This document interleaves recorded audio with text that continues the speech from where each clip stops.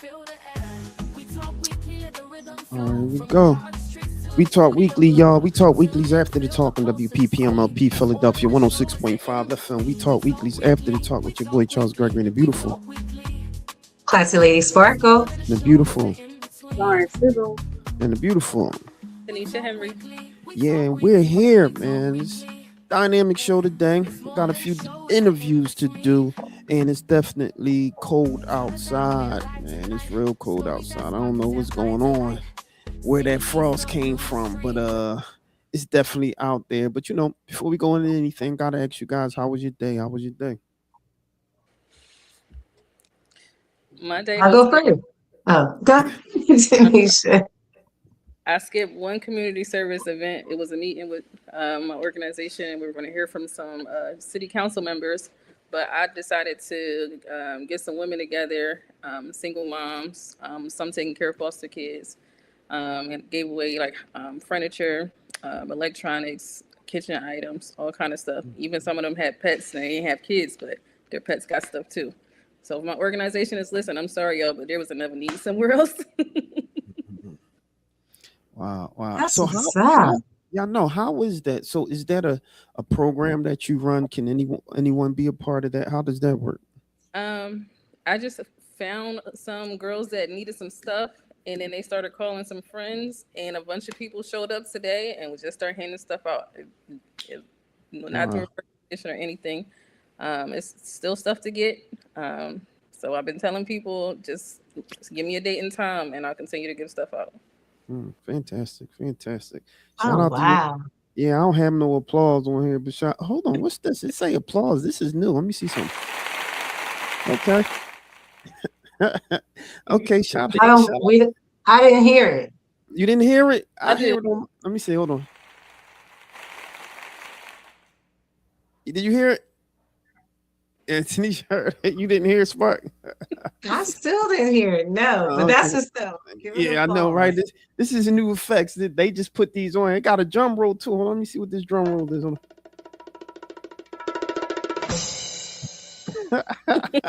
That sounds like Jake's song though. That's funny. All right. So yeah, I get excited when I see like little effects and stuff like that, right? And so so go ahead, Spark. How was your day? Um, it was good. I'm preparing for the storm. That's Yeah. what I'm doing. I'm like getting salt. I'm going food shopping. My son came home and he was like, "Mom, I'll ride it out with you." Oh, that's cool. Yeah. 'Cause I've been by myself, and that's it. Like other than that, I went and got a pedicure today. No doubt. No doubt. All right, Sizzle, how was your day? I had a ton of stuff planned. I was gonna do some running around, but I said, you know what? I'm not. I'm just gonna relax today. So I just kind of chilled, did a few things around the house, and I got a lot of planning and stuff to do. Just a lot of changes over the next couple months. So just preparing for that, and that's was a nice chill day. That was it. Yeah, no doubt, no doubt. All right, Spark, why don't you let No, us? no, no, no, no, no. What about you, see? What you do I didn't, today? my day is all about running around and preparing for the. I did do this though. I had the opportunity to do a little spectating on Parkside Avenue. So apparently, they people started helping themselves to salt, and it was like a line around the block, and it was interesting because they need salt for their driveways and porches and stuff, and somebody gave the they they, It was they free sent out. salt? Yeah, huh? It was free? It's Philadelphia They free. made it free. Why It's Philly. why you didn't call me? Right, like you Why ain't called you, me. I was in the neighborhood. why, I just said about preparing for the storm. It was You'll call Philadelphia us when free. we got assignments. You'll make sure you communicate that. Why you didn't communicate this? I I didn't I didn't want to get nobody in trouble or nothing. Like I didn't That's know. not So trouble. okay, yeah, okay. Well, it was We helped Philadelphia free. ourselves. Yeah, man. I was, the community was, getting support for themselves. I like to see when the community support themselves and share the resources, so to speak. And so Yeah. it I was, gave out something too. The girls was like, "You got some more? I could have sent them around your way." I know that's right. Yeah, 52nd Yep. and Parkside, they could have helped themselves. Wow. Yeah, we could have stayed out of it. So that was interesting. Line down the block, it looked like a concert that was out there. So that was pretty. Yeah, it was pretty cool. People, once people's, they start sharing, and everybody else starts sharing, and this person tell this person, and it's, and little do yeah, a whole block getting salt. Salt water and air should be free. I Right. agree. And I then totally nobody agree. slip and falls, ain't gonna be no lawsuits on nobody property. That was a There good you deed the go. community did today. There you That part. go. Yeah. So shout out to the community. Shout out to the community, right? And Right. so that's all I did. I didn't do too much. Running around and everybody's preparing for the storm. We had an event that we had to postpone because they thought it was going to start snowing earlier. Mhm. And so we postponed that event. And so people laughing already. Yeah, I mean, it is what it is, man. So shout out to Parkside. Shout out to everybody out there that's doing it, the good. What event? Tell us about the event that got postponed. The panel. You was part of that event. I know. I'm asking you to tell the people. Oh, you asked me like you didn't know. You wasn't the moderator on the whole panel, And so so this was an AI panel, had some dynamic folks on that was going to talk a little bit about AI. Some of my favorite folks was going to be on the panel. We had Brian. Brian actually is a member of Philly Cam, but very well versed in AI and automation, and so he did a lot about that. So he was going to talk. He was going to be our keynote, and of course, we had Classy Lady Sparkle that was going to moderate the fine folks. We had somebody by the name of Lauren Fizzle who has been doing a lot in exposing the fake news and fake information and explaining to journalists what's going on as it relates to some of that nonsense that's out there. And then we had James has been in the AI space for a long time and has been helping people as it relates to that in terms of integrating their businesses. And then we had Jamila incorporates her businesses and helps new businesses and integrate AI in their businesses to see how well they can audit and what AI can do for them. So we had a jam-packed panel that was supposed to happen today, but it's postponed, so we're going to do it sometime in March, and then we'll go from there. Yeah. Was that enough? That was plenty. Yes, thank you. All right. We have to tell the people about what artificial intelligence is, and that was what it was about. That's right. You know what else it's about? No, tell me. You already know what it's about. Why don't you give it to me earlier? Good news and bad news. Holla at me, man. Yeah, for All sure. right. I should say play my theme music. I know I but don't have you it ain't got here though. We couldn't. I know. Yeah. I know. I said I should. Oh wait, but hold I up. know. Let me see if this works.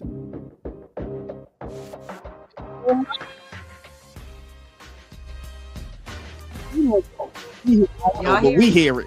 So go ahead. Okay. Well, we talked about all of the snow. Does colds come with that snow? Because January is flu season. So if y'all didn't get sick within the past couple months, then you've been spared. But Pennsylvania specifically has had more than 14,000 reported positive flu tests. This is by what, January 3rd? This is a new flu now. This ain't COVID. This ain't the yesterday flus. This is the new dominant flu strain. It's called the H3N2 subclade K, also known as the super flu. Jeez. I know. The only thing I can tell everybody is to keep doing your hand washing, wear your masks, and stay out of people's face. It's still the best way to protect yourself. If you have any symptoms though, like heavy chest, breathing, a fever that won't break, please go to your nearest emergency room. Mm-hmm. Sure. My uncle just had it really bad and he's 79. Oh my gosh. Oh yeah. Yeah, he's doing a lot better, but everybody is really getting sick. Yeah. Mm-hmm. All right. Well, speaking of healthcare, did you guys hear about the strike that's going on in New York City? About 15,000 New York nurses walked off the job on January What? 12th. Yes, they did. Private hospitals in New York. Now, if you didn't know this, hospitals are usually like 501c3s, which are not nonprofit, but some have sectors of a private hospital. A lot of cancer hospitals are private hospitals, but private hospitals in New York are saying that they are operating, running with temp staff and travel nurses. Because of the strike, some out-of-state nurses, guess how much they're making? What's that? Close to $200 an hour. Damn. Or more.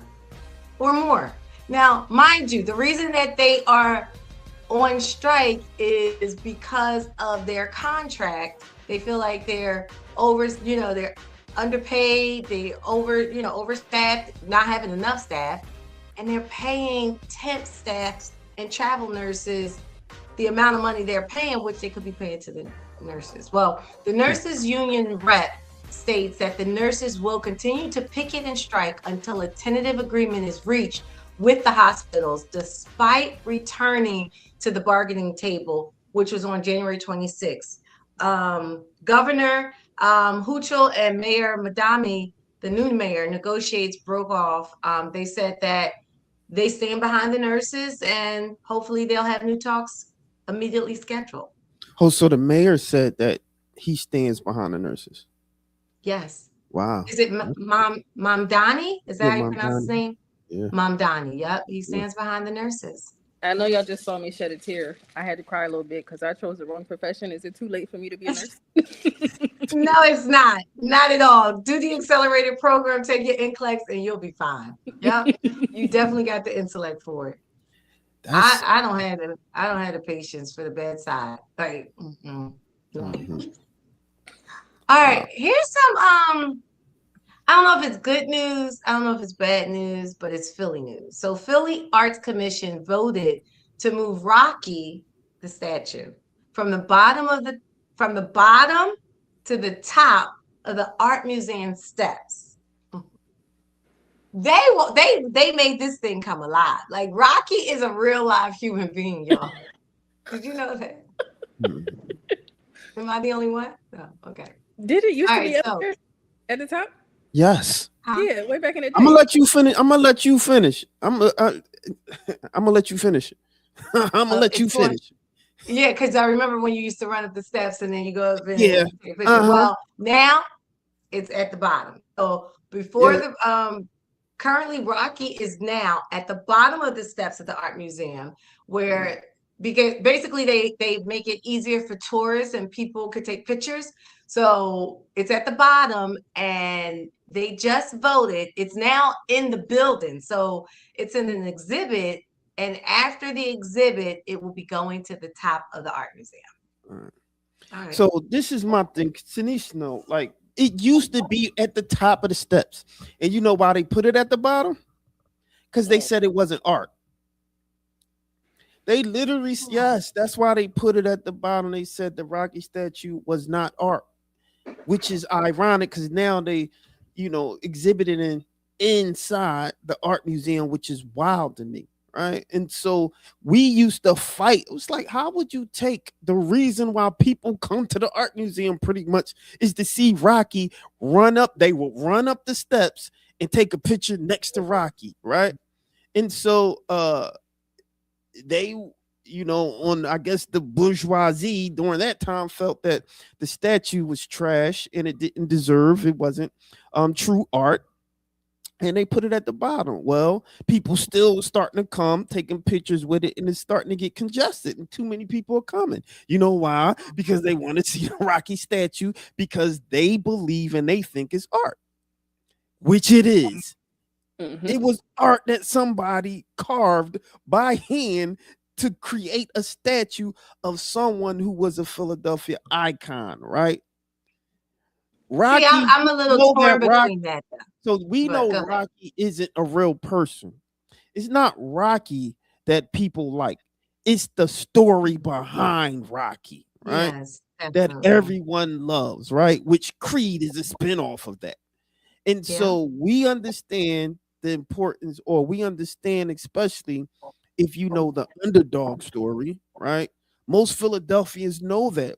It goes from he runs through pretty much the entire city, right? As Mhm. they show Mhm. significant parts of Philadelphia.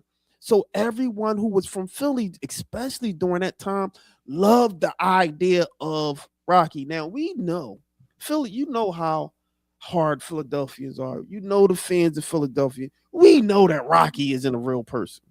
Right, right. But Which is everyone right. The went through a story. Rocky story. Everyone went Yeah. through a Rocky story. So that's my Mhm. position on it. It should have been up there and it should have stayed there. In fact, people would go at the top of, I don't know if they, I haven't been there in a while, but what they did was when they removed the statue, they left the feet there. Well, where the statue used to stand, right? So it was just like, you know how you would walk down, I don't know, in Hollywood Boulevard, they had the feet and the stars there. They had an imprint of the Rocky statue feet on top of Oh, the an imprint, not the imprint. actual Yeah, statue the feet. imprint. Okay. Okay. And so you knew where that's, you know, people knew where the Rocky statue was, right? And so now they were fighting about it. But like I said, I'm totally 100% okay that Rocky is going back to the top of the steps after it leaves from something that wasn't art. Now you're displaying it as art inside the art museum. So how about that? You know Mhm. what? I'm surprised it took them that long. I've been Yeah. doing that commute downtown, and I got to drive through that intersection every day for over a decade, and it's always congested. Traffic buses, tour buses, pedestrian kids, and it's very hard to get around that intersection. And every day, I'm scared that somebody's going to get hit. Yeah, So I don't know why Mhm. it's there. With the, it still draws a large crowd it from really does. all Yep. over the road, and they got to stop there. Mhm. So that was bad anyway. Yeah. Right, right. Yeah. Yeah. Well, they're moving it. He's not in the cold right now. He's in the building. So after after the exhibit. But see, I like what you said about what the story is, because Philadelphians are resilient. Like, Yes. you burying us, but we just grow, you come That's back. right. So Yep. that's the truth. The All classic right. underdog story. Yeah, absolutely. All right, this next story, we covered the a story that found Atlantic City Mayor Marty Small not guilty of child abuse. Last time we were all in the studio, we talked about that. Well, his wife, LaQuetta Small, she's the superintendent of Atlantic City Schools. Uh, I think I reminded y'all then that she was brought up on some of those same child abuse charges. However, prosecutors have filed to drop the charges against the AC superintendent. This is one of those cases where the legal system and the family dynamics collide, and the prosecutors are showing that they don't want to take the child or the family through the grinder again. So that's pretty much what they're standing on, that they don't want to take the child through all of the problems again.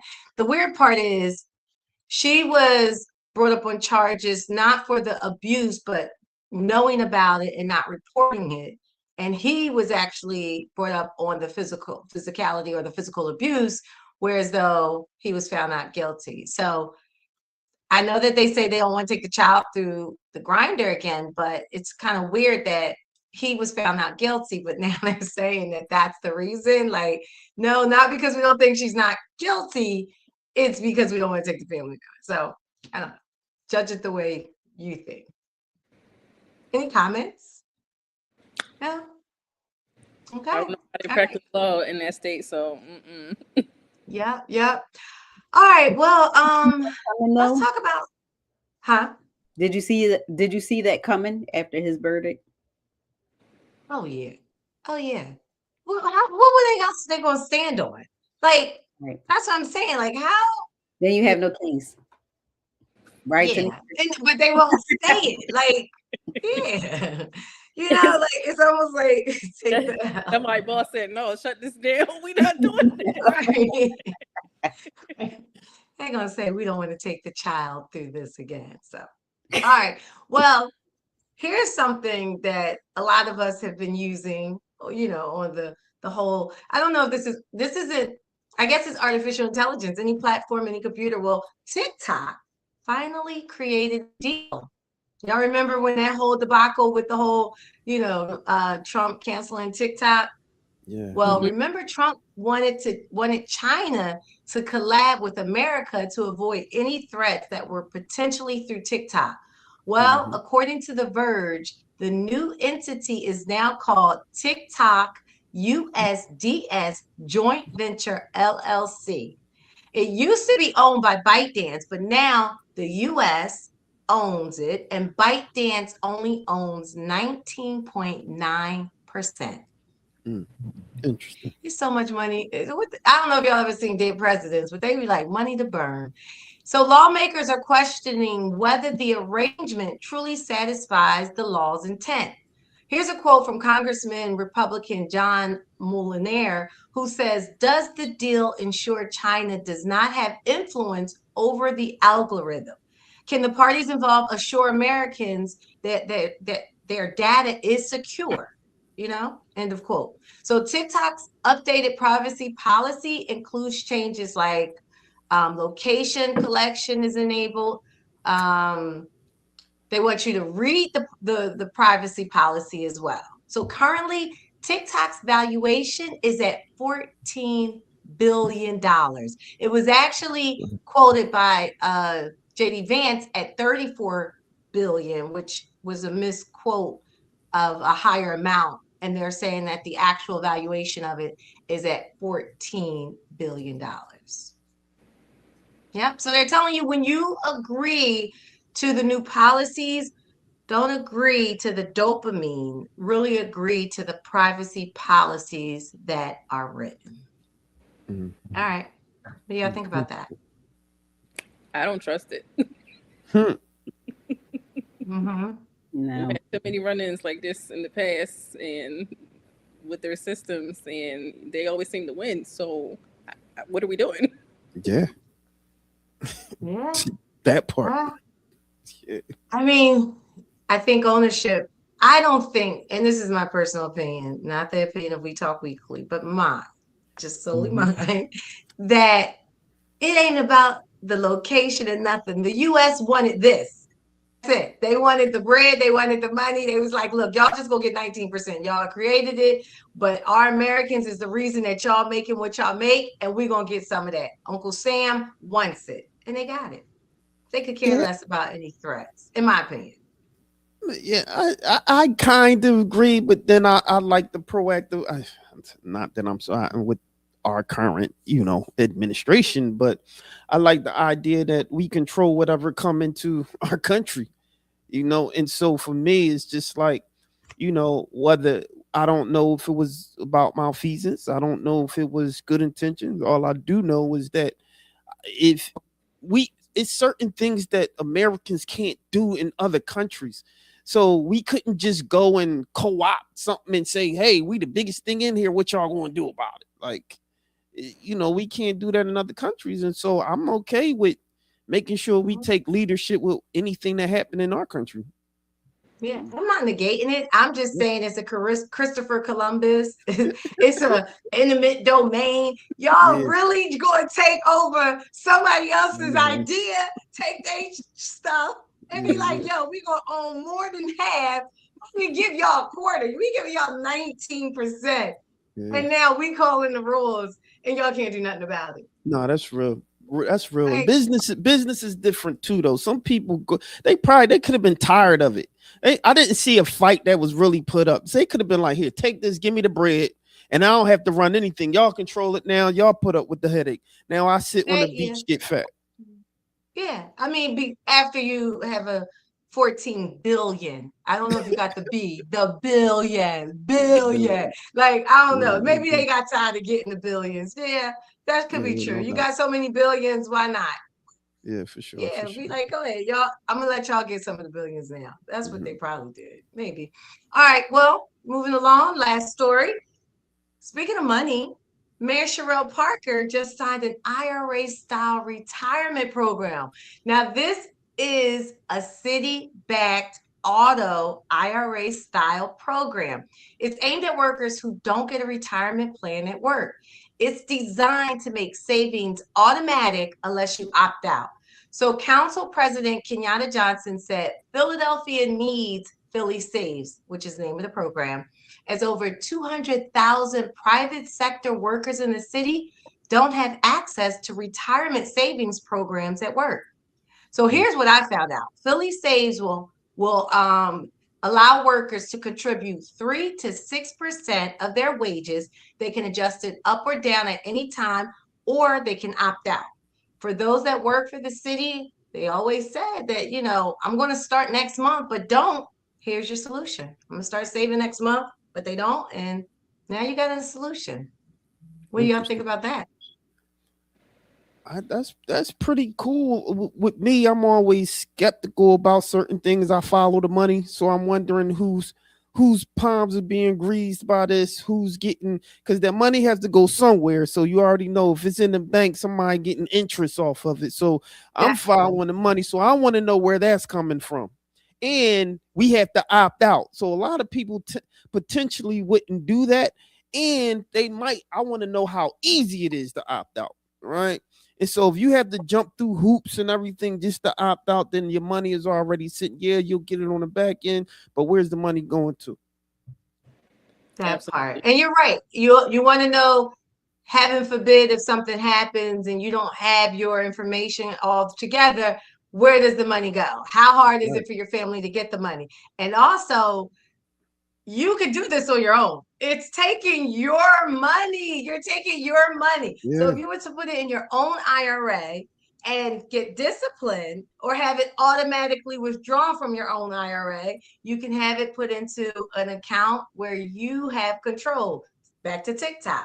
You don't want, do you really want the city to have control over your IRA? Because regardless of what, there are going to be some residuals, some little sprinkles of leftover money for 200,000 people who don't have a city. Do better. Get these people a pension. That's what we're going to do.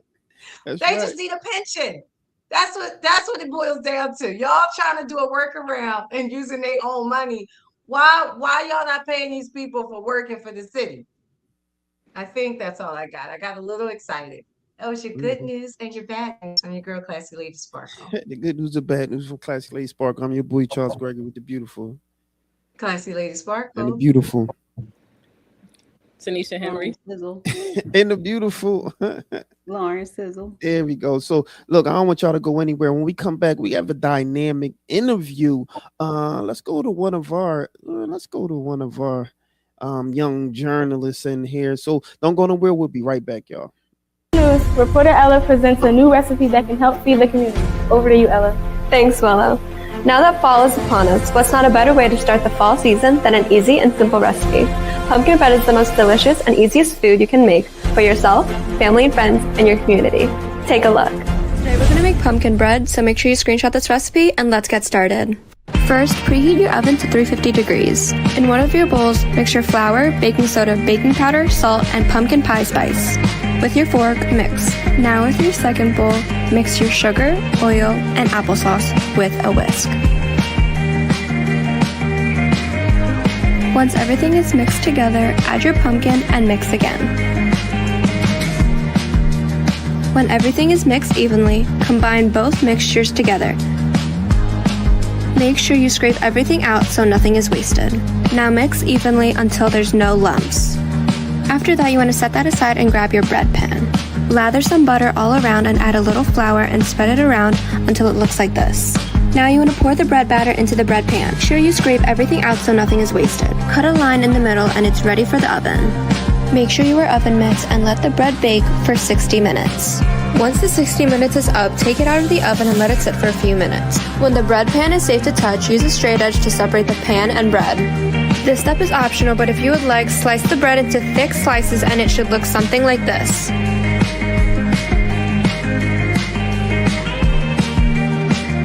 You are all done. Dig in and enjoy your pumpkin bread.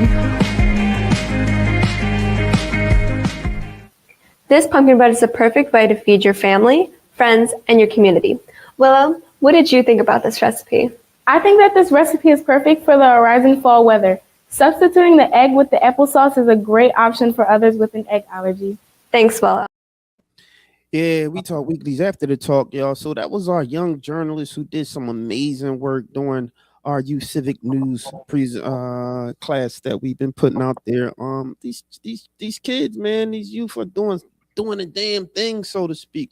And so I think that was one of our proudest moments in working with them. So we really like that. And so yeah. So who's introducing our guest today? Who introducing our guest? So I'll you do the Spark. introduction. All right, Yeah. introduce I our don't mind. dynamic guest for sure. All right. Today we have an amazing, renowned doctor. We have Dr. Awadayi, who's a board certified internal medicine physician and founder of the Ohane Health, known as the traveling doctor for her work across the U.S. She helps busy professionals prevent burnout by blending modern medicine, wellness, and faith into a holistic approach to health. Y'all already know what to do. Let's give a warm We Talk Weekly welcome to Dr. Awadayi. There we go. How are you? How are you? Where'd she go? Where'd she go? Where'd she go? There she go. Okay. Can you hear us? Yes, I can hear you guys. There you go. How are you? How are you? Great. I'm great. Thank you so much for having me. Oh, fantastic. Hello, Fantastic. doctor.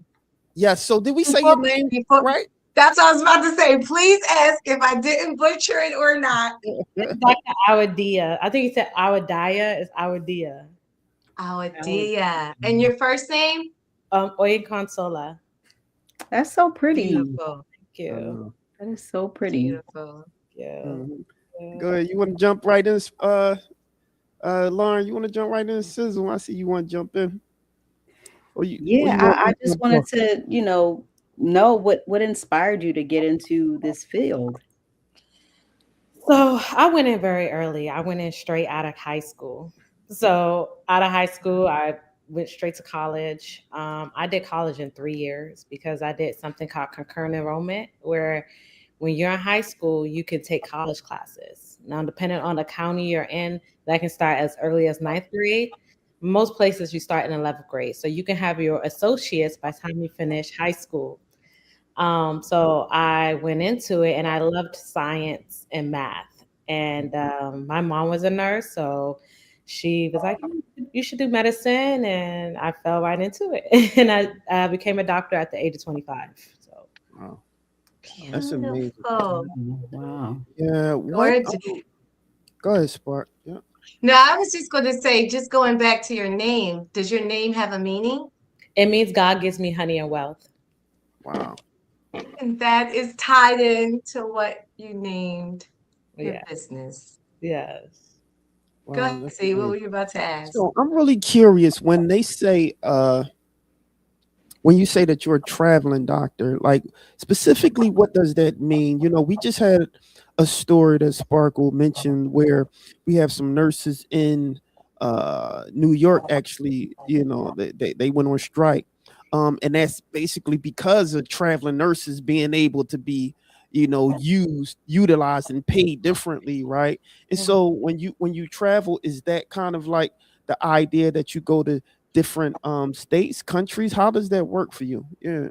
So, you know, there's a big shortage of doctors all over the world, actually, but in the United States, especially in small towns. And the reason is because a lot of doctors have families and they want to be in big cities for their children to have certain opportunities. So small towns, like rural towns, like my first contract was in the middle of nowhere, Oklahoma, population 900 on the Indian reservation. So they don't really have a lot of people willing to live out there, a lot of doctors willing to live out there. So they have these assignments that, you know, you go there.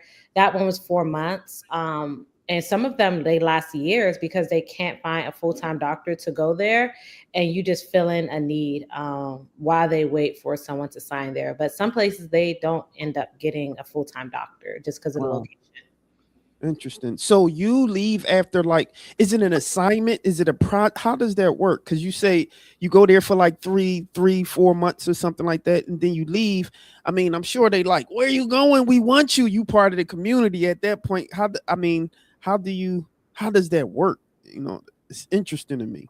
Yeah, it's so for my first contract, the doctor the doctor got sick. So he got sick for about 4 months, and then they called me to cover, and then I went there for 4 months, and then after that, once your contract is up, you got to look for another contract.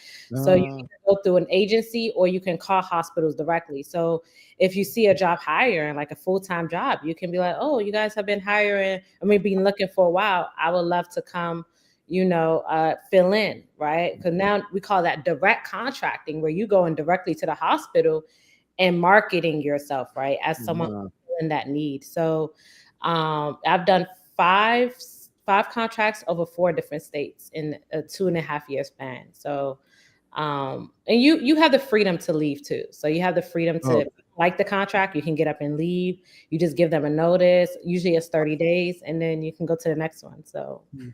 Fantastic. Doctor, I got a question. You mentioned your mom is a nurse. I've been in healthcare for a very long time. My youngest daughter is a BSN, but my kids always say they grew up in a health environment. By your mother being a nurse, how long has she been a nurse? And what was that upbringing like with a mom who knows medicine? So my mom has been a nurse since 2000. So when she came to this country, she first worked in 7-Eleven and then went back to school and then became a nurse in 2000. So that's all I've known her as. She was a single mother, so she's always had like 2 to 3 nursing jobs. A lot of people in healthcare, they don't just have one job. Nurses, doctors, they usually have 2, 3, 4, 5 jobs because it's so flexible like that. So she worked 12-hour shifts, and she would, work a lot, to supply for her 3 kids. So it was nice having a mom in healthcare because, like I said, she inspired me to become a doctor. Because she obviously, as a mother, you want your child to be doing better than you. So she felt like do doctor. So, but it was nice. I felt like having a mom as a nurse, like we never like struggled with bills or food or anything. Like it was nice to see her provide. And she was also diagnosing you before you had to go to the doctor. No, she didn't do a lot of diagnosing, but No. yeah. Awesome, awesome. Okay. Well, did you ever see your mom? I know you said flexibility, and then you could get into more of what your business is, but did she ever get burnt out? And if she did, what things did she do, or that you're now saying, hey, I know what that looks and feels like and what I can contribute to it? I feel like as a foreign or mom, like African mom, they like to work. So I don't feel like they feel burnout. Like she probably don't even know that she's burnt out or working. It's just the norm for her. And I feel like you condition yourself like that. You're in survival mode. You're raising 3 kids. You're used to having 2, 3 jobs. You're used to working 6 12-hour shifts a week, 5 12-hour shifts a week. So for her, it's like it's become that norm. And it's really hard for, especially at her age, for her to get like, mom, you're burnt out, you're tired. But to her, work was like, it was just something she did. And most people don't feel burnt. Most people are burnt out, but they don't know what Yeah. burnout looks like, how it feels. It's just a part of who they made themselves to be. So I know she's burnt out because I've seen like her health, like the weight gain over the years. We know healthcare providers are not the healthiest. When you're working 12-hour shifts, you snacking, you're drinking sugar to get through the day, you're eating candy. Like that's what is going on in the hospital with a lot of nurses and doctors. So I've seen her health, her gain the weight and become unhealthy. That's part of burnout too. It's like it starts to take a toll on your health. Yeah, I think that's an excellent I think that makes me think of you, right? And how do you handle burnout, or how do you handle mental health challenges as it relates to maybe even losing a patient or getting too close to a patient, right? How do you handle and manage that? It's tough because, when you do have a patient that passes away in the hospital, like you have 20 other patients on your list, and you have to it's like a weird thing where you kind of have to keep working. Like you can't stop and forget all the other patients. Um, during that process. So it's really tough in healthcare because it's a very fast-paced, hospitals are very fast-paced, a fast-paced environment where something can happen and then your mind is, okay, I need to be there, I need to do that. So when it comes to like managing that and managing burnout, I do believe in taking time off. And that is the beauty with being a 1099 doctor, right? 1099, I'm not a W-2 worker. I have the ability to step away. I have the ability to take time off. Like I'm already thinking about taking the whole February off to just like decompress. Yeah, like take the whole, like literally like in 2024, I took 3 months off. I traveled around the world. Just reconnect back with the world, like with your friends, your family, to the things that matter, because there's more to life than chasing money. There's more to life than chasing that shift. There's more to life than just trying, like in healthcare, it's an easy industry to just chase. And like I said, I've seen my mom do it. It's easy to just chase and neglect yourself. So I've been always in tune with like, okay, Oikon, this is enough. You've worked enough. You have enough money, like you're fine. And to step away, being okay. I tell people, don't think about it as you're losing money, because you're gaining something. You're gaining something. You're gaining your mental health. You're gaining your physical health, your spiritual health. Everything is being gained as you take a break. So that's good. Thank you for saying that. Mm-hmm. I have a question for you. Mm-hmm. Well, I'm sure we're all astonished about how you were able to become a doctor at 25. Mm-hmm. That is very impressive. Congratulations and kudos to you. Thank you. In your experience, if you've had this kind of experience, given your young age, have you had some difficulties or challenges among your peers, administrators, or patients because you're a young doctor or a female doctor or a minority doctor? Yeah. So firstly, people the first thing people, when they see me, they never think I'm a doctor. I'm everything else but a doctor before people see me, right? Like I would be like in a patient's room and another group of doctors that don't know me, because as a travel doctor, they may not know you, like you in and out, they don't know who you are, and you're in the room and they just interrupt you or disrespect you because they don't, you shouldn't disrespect anybody, but I've seen like how my age, like people just treat you differently. Patients, you walk into the patient's rooms, their eyes light up. They're like, you're the doctor? And they're just so confused and they're staring at me, especially with certain contracts. Like I went to Kentucky where they didn't have Black doctors there. They'd never seen a Black young female doctor before. Certain cities where they just never, certain small towns where they've never seen it before. So you walk into patients' rooms and like I remember my second contract in Kentucky in a small town, it was really tough for me because I would walk into the patients' rooms and they'd be just staring at me like they seen a ghost. Mm-hmm. Like it was like, yo, like why y'all staring at me? Like I felt like I had to perform in the room. Like I couldn't say or do anything that's going to make them feel like, it was just very uncomfortable. I would walk into patients' room. They're like, you're too young to be a doctor. Like you go through that being a young doctor, but you learn not to take it personal. You understand like that's what comes with it. It's not coming from a bad place. It's just when people have this perception of a doctor, they think old white with a beard. But I've learned to just not take it like too personal, because I don't think it's them against me or anything. I just think people, like medicine is there's prejudice. Like if you're a female, you're most likely a nurse. If you're a doctor and this, like they like put people in categories in the hospital based off how you look. So I'm glad you mentioned, did you have a question, Sizzle? I did want to ask like what she thought about, and I'm just trying to think about how to frame this question, because there's a lot that's going on when it comes to the U.S. Department of Education and certain, like, the nurses that are facing the potential loss of their certifications and things like that. What are your thoughts on that, especially when you started your education, your dual education so very young, and just seeing like that potential loss of certification, especially when it comes to nurses who are extremely needed at a time right now? What are your thoughts on that right now? Yeah, and like you said, nurses, these are like like very crucial positions, degrees. I mean, there's a shortage of nurses, there's a shortage of healthcare providers. Like,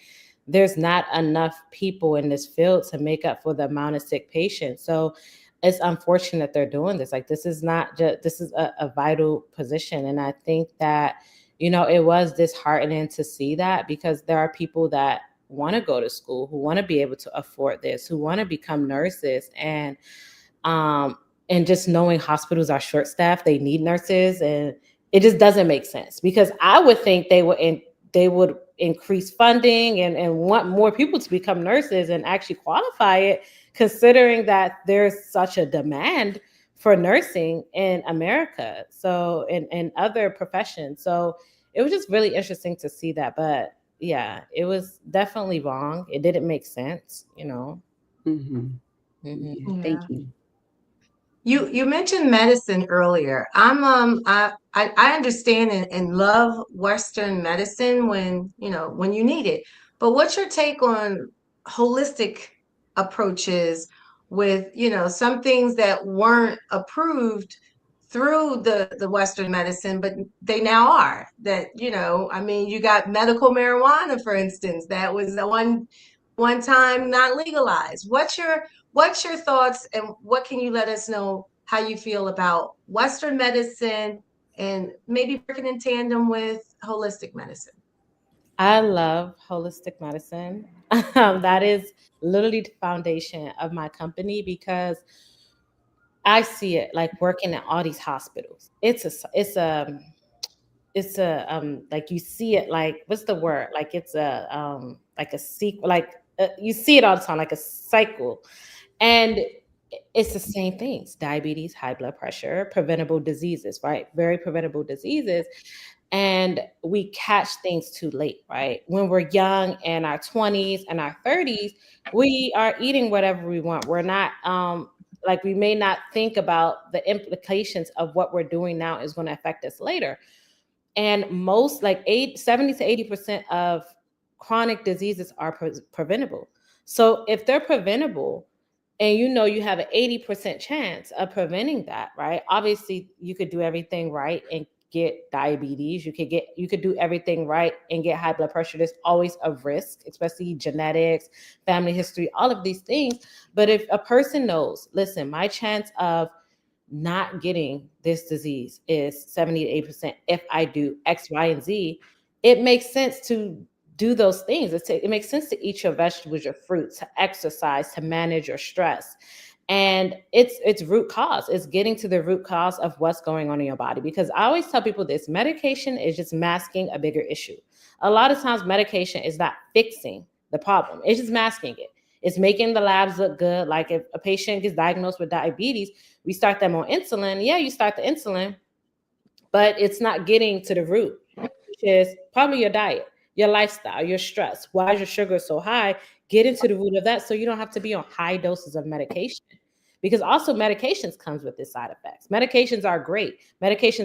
While you're on the medication, you can start working on your lifestyle and changing those things. But I love the preventative aspect of holistic. And if we really get to that point, a lot of things will be prevented. And we will have a healthier America. But unfortunately, that's not how it is. America is ran by pharmaceutical companies, and a lot of the food we have is meant to keep us sick. It's very sickening, like the food that we have. People are getting sick earlier. I'm seeing 30-year-olds with diabetes, high blood pressure. The food is so different now. So really get into that point and understanding your lifestyle, what you should be putting in your mouth, and not in a way where it's like, oh, I can't eat this. This is a poor diet. I can't eat that. But really building that great relationship when it comes to food and a lifestyle, like making it your lifestyle, Mm-hmm. And you mentioned it's the heart of your foundation. Tell us more about your foundation. So it's really about root cause, right? Like getting to the root of what's going on, right? So we look at things like your nutrition. how much you're moving, your water intake, your stress level, your relationship life, your work life, getting to the root of what's really going on in your life in an individual way. Because usually when you see a primary care doctor, which is also, you know, what I do as an internal medicine doctor, we're just looking at labs, we're looking at imaging, we're looking at just, you know, symptoms. How do you feel now? You having chest pain? Okay, we're looking at that. We're rarely going into detail about your life and how does your life look? How are your decisions about what you're eating, how much you're moving, what are you putting in your body, everything, how is it affecting you now? So what I focus on is, let's get to the root cause. Let's come up with a personalized plan for you. What does your life look like? Because a travel doctor's lifestyle is completely different from someone who works from home. A travel doctor's lifestyle is completely different from someone who works from home. So you're going to have different plans, right? Like you're going to have different eating plans. Like if you're traveling for work as a travel doctor, that's a different lifestyle than someone who works from home. So really giving you individualized root cause care. Awesome. Understandable. Yeah. All right. Well, doctor, do you have any type of stories that you can share from being in the hospitals that stood out? Something that was like, you know, something that stood with you and you was like, you know what, this you either contributed in a way to save someone's life, or it was something that really stood out in your career. So my third contract was I call it my spiritual contract. And being able to connect with patients, and this is a part of holistic also, is the spiritual side, being able to connect with patients on that deeper spiritual level. And faith is everything, right? Like you need faith. Like you're dealing with a sickness, you're sick, you got a new diagnosis. Your faith is so important. And that was a very, like that contract, a lot of the patients there were like Christians and believers. So it was really easy to really connect with them in that way. But I remember having a patient who just got a new diagnosis of kidney disease. Now he wasn't even like, you know, advanced, like needing dialysis or anything like that. He just got a diagnosis of kidney disease and he felt so purposeless. He felt so awful. He felt so bad. And he felt like, you know, like, how am I going to, like, he just felt so bad about himself. And I had to remind him, like, who does God say you are?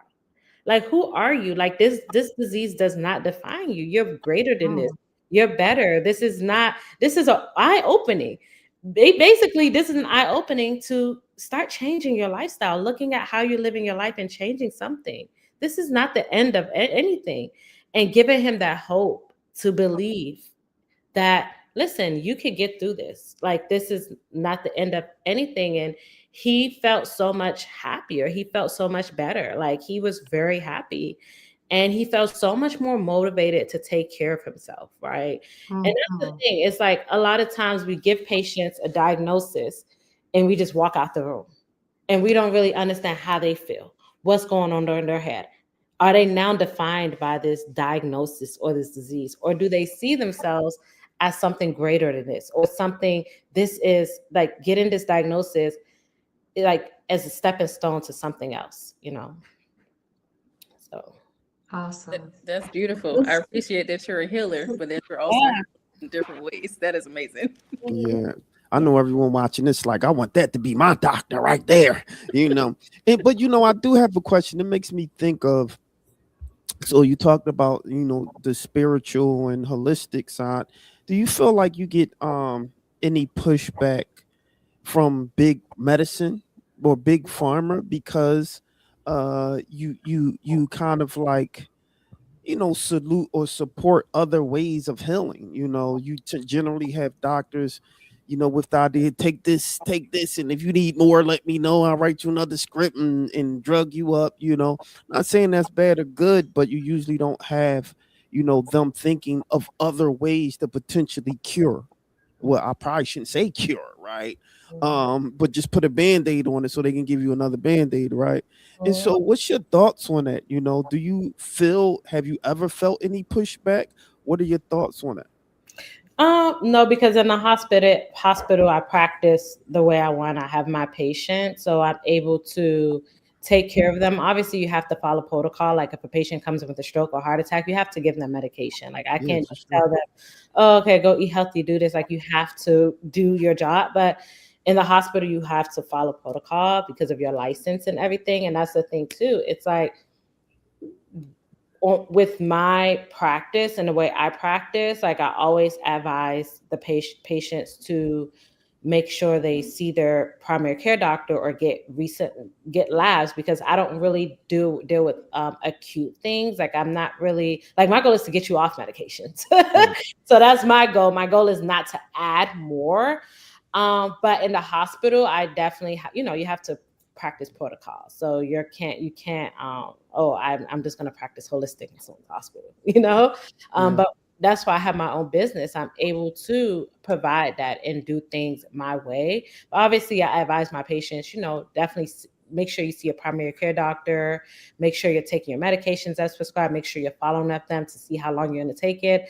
Because I'm not like anti-medication, but I also like, for example, blood pressure medications, right? Right.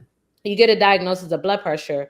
Okay, cool. We start you on one medication, and then you come back in 90 days to your primary care doctor. Oh, your blood pressure is still high. Here's the medication, right? I come in and I say, listen, what is some things in your life that we can change? Are you eating too much sodium?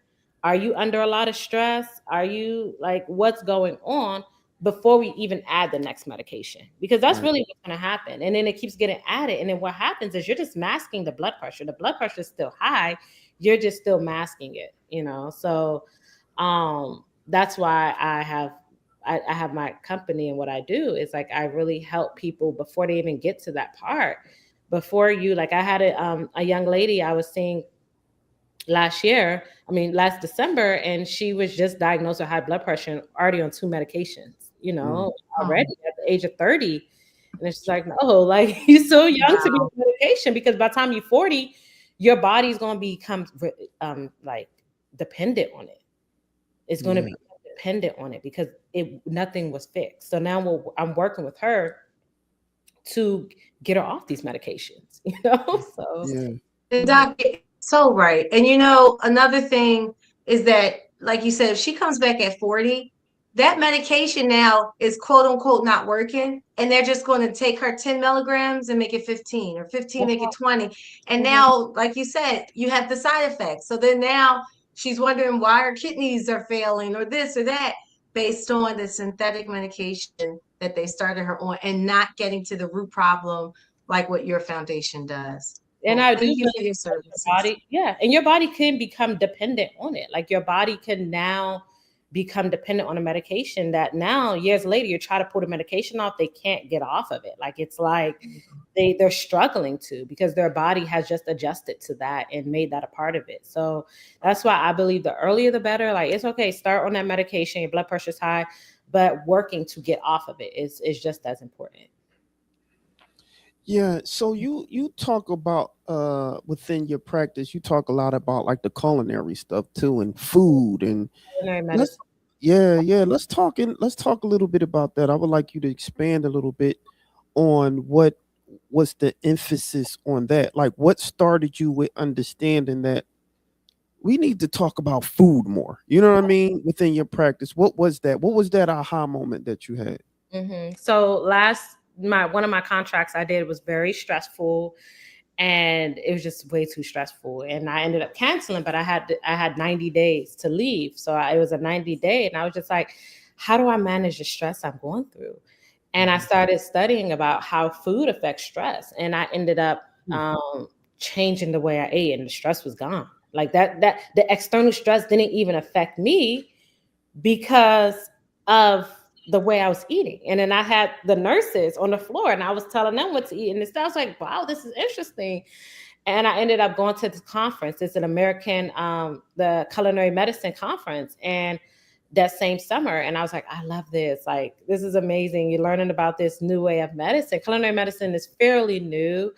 And I started studying it and then doing the courses, the classes, and I found it very interesting, because culinary medicine is really teaching people the strategies and how to eat, right? Like meal prepping, how to eat for a person if you have high blood pressure, how to eat for a person with high blood pressure, how to eat a low sodium diet, how to understand your body, how food affects stress. Like it's a whole type of world with culinary medicine. So it fits with the root cause, but using food as medicine is vital. Like food is healing. Like if you wake up in the morning and you eat, like, let's say a salmon with spinach, you're going to have more energy through the morning, better concentration than if you ate a donut. Like that's obviously it, you know? So you start to understand how food really affects everything, your concentration, your mood, your ability to think. Like food is everything. You know? So you really are what you eat? Is that you are what you are what you eat. Like I'm sure like the morning, your breakfast is the most important part of the day. If you don't eat the right breakfast, your day can be ruined because you're going to be chasing that feel good feeling. Like you have to stabilize your blood sugars first thing in the morning, and you do that by a high protein breakfast. And you know, so what does that look like? Like what does, for example, someone who's watching it, you have a lot of people who are turning vegetarian and vegan, right? And so what would a high protein breakfast look like for someone like that, or better yet, well, you can answer that, but specifically the vegans, right? Because they, a lot of vegans, which I'm not, but they have this really, strong position of not eating or ingesting meat, right? Or meat byproducts, right? So how would you talk to a vegan as it relates to their protein, their protein count? What would that look like? So, there's a lot of vegan alternatives. Like there's vegan eggs, vegan chicken. I've seen the vegan chicken. So in all those things, they have preservatives in them. So they're adding stuff in them to preserve the shelf life of those. But, being a vegan is definitely, I would say, like, it's not as easy to get protein as someone who's a meat eater. Because you could just grab the eggs, grab the salmon, grab the chicken, grab the steak. But for someone who's vegan, it's definitely, I would say it's definitely more of a challenge because they have, like I said, they have vegan protein powders that you can drink. They have the Owen protein milk that you could drink in the morning. They have chickpeas. I love chickpeas. That has protein in them. So it's definitely more of a limited basis when it comes to vegan. And that's why they have more vegan protein chips, vegan this being pushed out. But again, that has, you have to find balance in that. So what's the biggest like when how they had the food group or the food triangle, and they used to tell you the one thing you need to drink is milk, and they started to find out, wait, maybe that's not actually correct. So what's the biggest you believe is the biggest fallacy when it comes to what a lot of us believe is truly healthy, or the one thing that you're supposed to eat or not eat? Is there anything that comes to mind? I feel like the protein thing, protein is good, but I've seen a lot of products be pushed out. There's a whole section in Target of protein desserts. So they have protein donuts, protein Pop-Tarts, protein cheeses, protein chips, protein Oreo. So they're taking this junk food and they're turning it to protein, right? Wow. And a lot of people have this perception like, oh, protein is healthy because this is what they think. And it's just, they start eating these things and not realizing you're eating these things, these protein Pop-Tarts, and the ingredient lists are long. They're adding all these preservatives. They're using a sugar in them. So I feel like that's a big, like you could get there's healthier ways to get protein, which is natural, like your chicken, your fish. But we live in a world where people are so busy. They just want to grab anything that says protein on it. And then it ends up being a lot of sugar in it. It ends up being about 10 grams of protein and probably 15 grams of sugar in it. So you end up eating more sugar than actual protein. So it's the labeling that they're using on these things to sell to people. So that's the thing that I've been seeing more with the protein, because it's a marketing tactic. Yeah. Like it's What's market. the so to that point, right? What's the one thing that you would say that more people need to eat that they don't necessarily eat too much of? You think? Vegetables. You need to get Ah, you need to get your fiber in your body. You need to be eating vegetables every single meal. You need to have a side of veggies. Mhm. You need to be getting those Yeah. veggies because that's going to help your gut health. That's also going to help stabilize your blood sugar. It's going to help you slow down digestion. Like it's going to do so much for you, and we're not getting enough veggies and fiber in our bodies. wow. So I agree. deficient in that. I have one question for you, Doc. So, artificial intelligence is like one of the things that's peeking its head into every sector, every occupation that there is. Do you think that it's helpful in healthcare, or do you think we need it in healthcare? What are your thoughts? AI is good as an adjunct. People believe AI is going to take over doctors and they're going to do everything. I don't think so because with AI, you still have error. You still have fault. It's still not, I mean, humans have fault also, but it's not perfect. So I feel like it's great because it helps as an adjunct. Like there's things that like they're coming out with like AI, like you can transcribe, like you could basically talk into the mic and say everything about what happened to your patients, and then they'll come up with the whole diagnosis for you of everything. Oh wow. This is great, but you need to be able to use your brain also with that. Just don't rely on that. Use your brain because it may miss it. So it's good to have it, but then you want to go back and double check everything. So Yeah, I absolutely. agree. Do you think that laparoscopic procedures and some of the machines that are being used that are now considered taking jobs from providers, or what's your thoughts on that? Because that's a form of AI. yeah. I don't think it will fully take the jobs. I feel like they're still going to need a surgeon or, because legally we're dealing with people's lives, Mm. So now we have an obligation as physicians and having robots do surgery with no doctor, like that's a big legal implication. So they need a human being behind these things. Yeah. Signing off on that. Fantastic. What's the legacy that you feel like you want to leave with all of the work that you're doing? My purpose is to help people walk in faith, like help people realize like trusting God more in your life, especially as physicians where sometimes we can, become so like we can have like a God complex sometimes, and we can think we can do everything and I know everything, and really encouraging people to walk in faith, believe, trust, and take risk early in their life, So I want to just leave the legacy of just walking in faith, like really believing that whatever you walk into, whatever you do, God will glorify it, and really helping people just live a better life, Mm. Life is short. Life flies by. It comes, it goes. And our time on this earth is not long. We think it's long, but it's not. We're going into 2020. We're going into 2030. Like the pandemic was 6 years ago.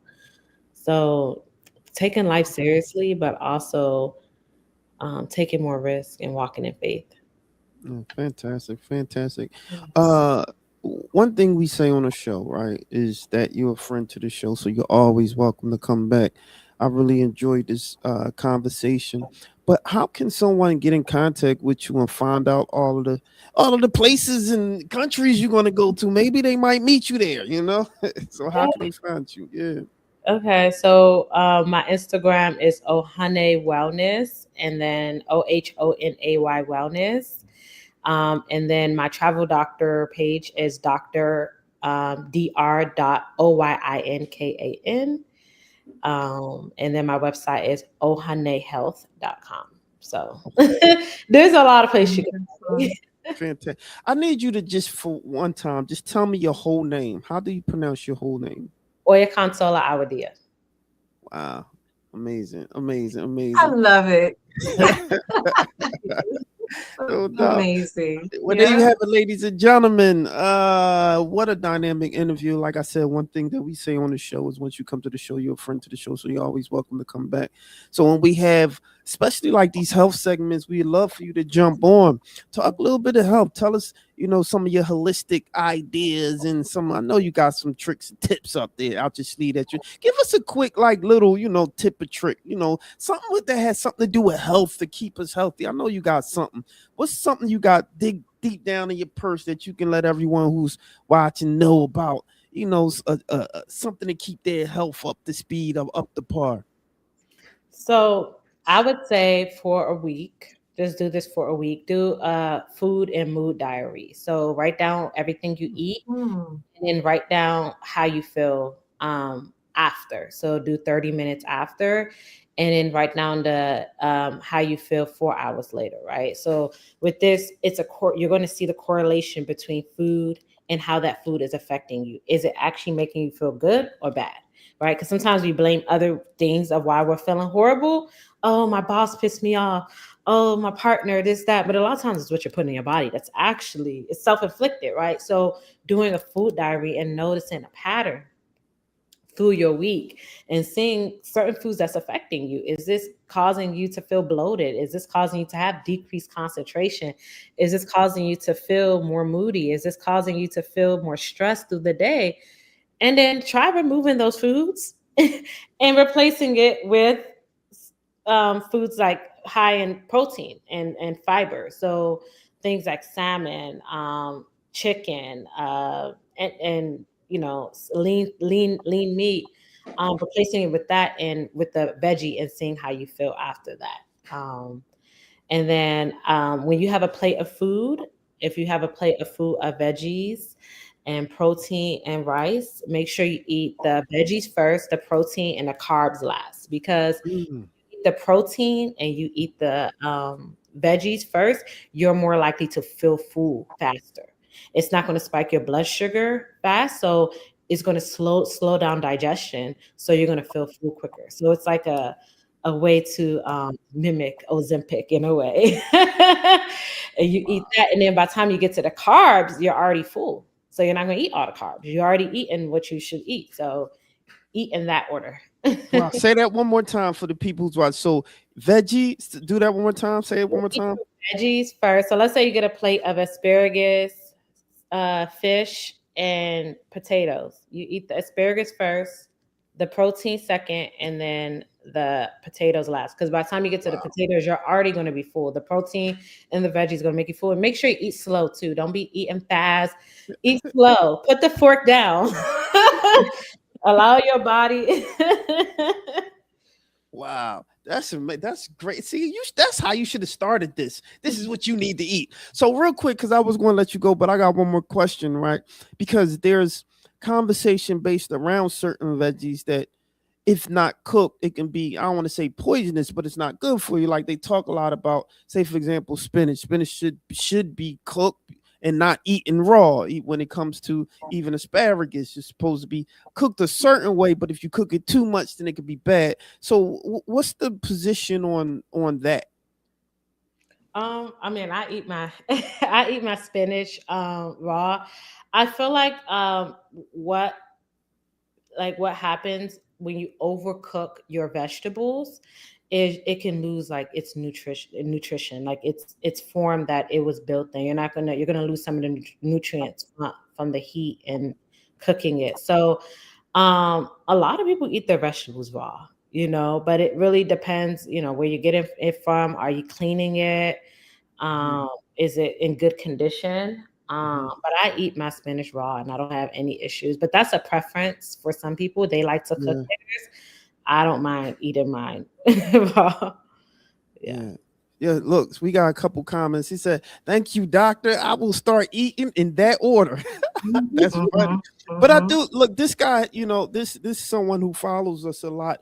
But it said, of course, never drink fruit juice. It's pure sugar. Now, that has always been a conversation also when you have certain people say that, all we supposed to eat is fruit because technically we are frugivores, as they call it, right?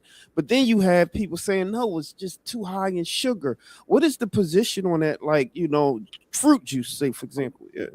Yeah, so fruit juice is a no. Like if you look at the back of those labels, orange juice, grape juice, pineapple juice, it uses fruit in the front of this name to make it sound healthy, but they're adding a lot of sugar in them. Like Yeah. one glass be like 30 grams of sugar, 40 grams of sugar. So I would avoid eating that. There is something called the glycemic index.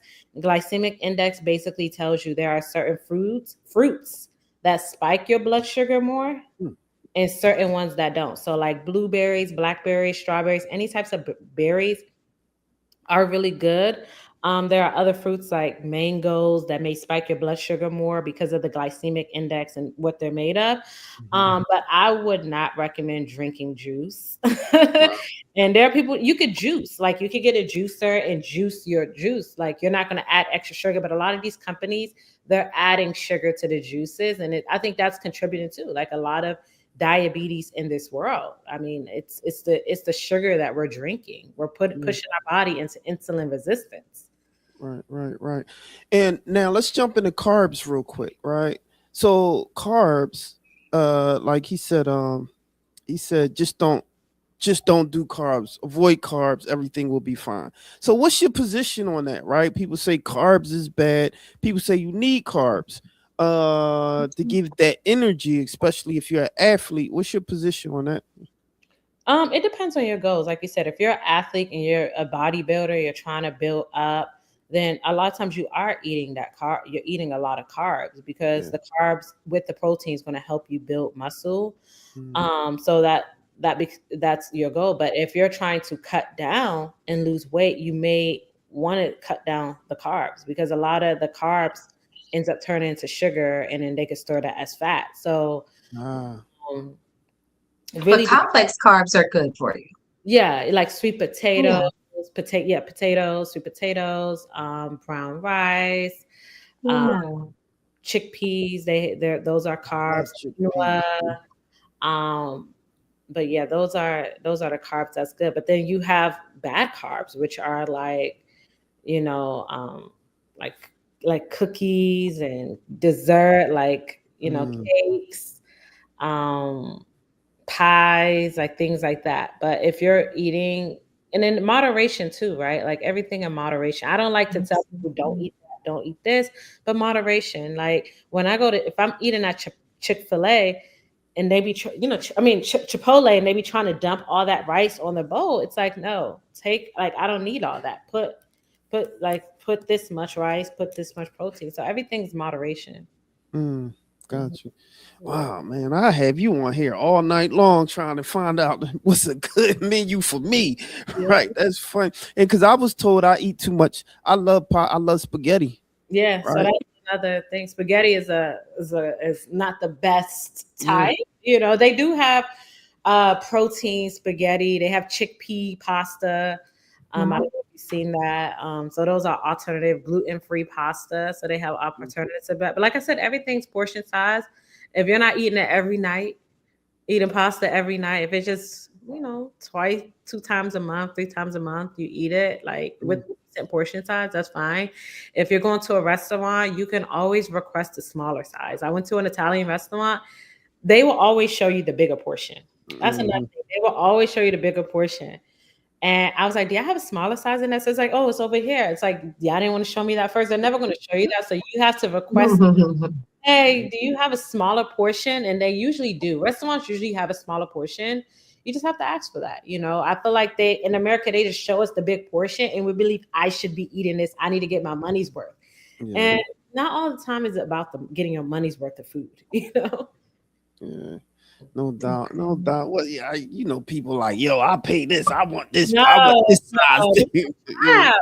That's a trap. That's how they get you. That's how they keep you sick, because now you're just like, oh no, I need more. Like you're basically conditioned to believe you should be eating all that food.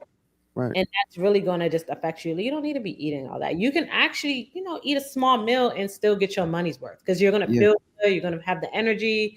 It won't affect you as much. But believing you have to get a large portion of food and that's your money's worth is not. Fantastic. How true is it when it comes to portion size as it relates to measuring with your hand? They say a hand, I guess a fist worth of broccoli that's how much you supposed to eat. I mean, does that hold any merit? Like, I don't know. Like, for those who are trying to manage and watch their weight and they're going out to eat, how should they pick portion sizes? Yeah, portion size is something you have to learn. That's what I teach. It's like you need a food scale because then you need to know how to eyeball things too. Because when you go out to eat, you're not gonna have a food scale. So when they're saying 10 ounces of steak, you have to learn what that really means, right? Like, what is 10 ounces of steak? What is 4 ounces of steak? How many calories are in these? How much fat are in these portion sizes? So it's hard when you go out to eat because they add all these different types of things, but you can ask like, okay, can I have a half cup of rice? Can I have this? How big is, like, I always ask about portion size, but that's something you learn. Like, you have to learn how to measure these things. And I can eyeball salmon. I know what 4 ounces of salmon look like. So any restaurant think they could tell me otherwise. Like, I can eyeball things fast because you learn it. You learn how to do these things. And just to add to that, see, when you said the fist size, it's because when the stomach is empty, it's actually that size. It's your stomach is small, it expands, but you're putting a lot in it. So the fist size comes because of the size of the stomach. I learn something new every day. I mean, you talking about somebody. I mean, my diet is all over the place. I'm a vegetarian, whatever.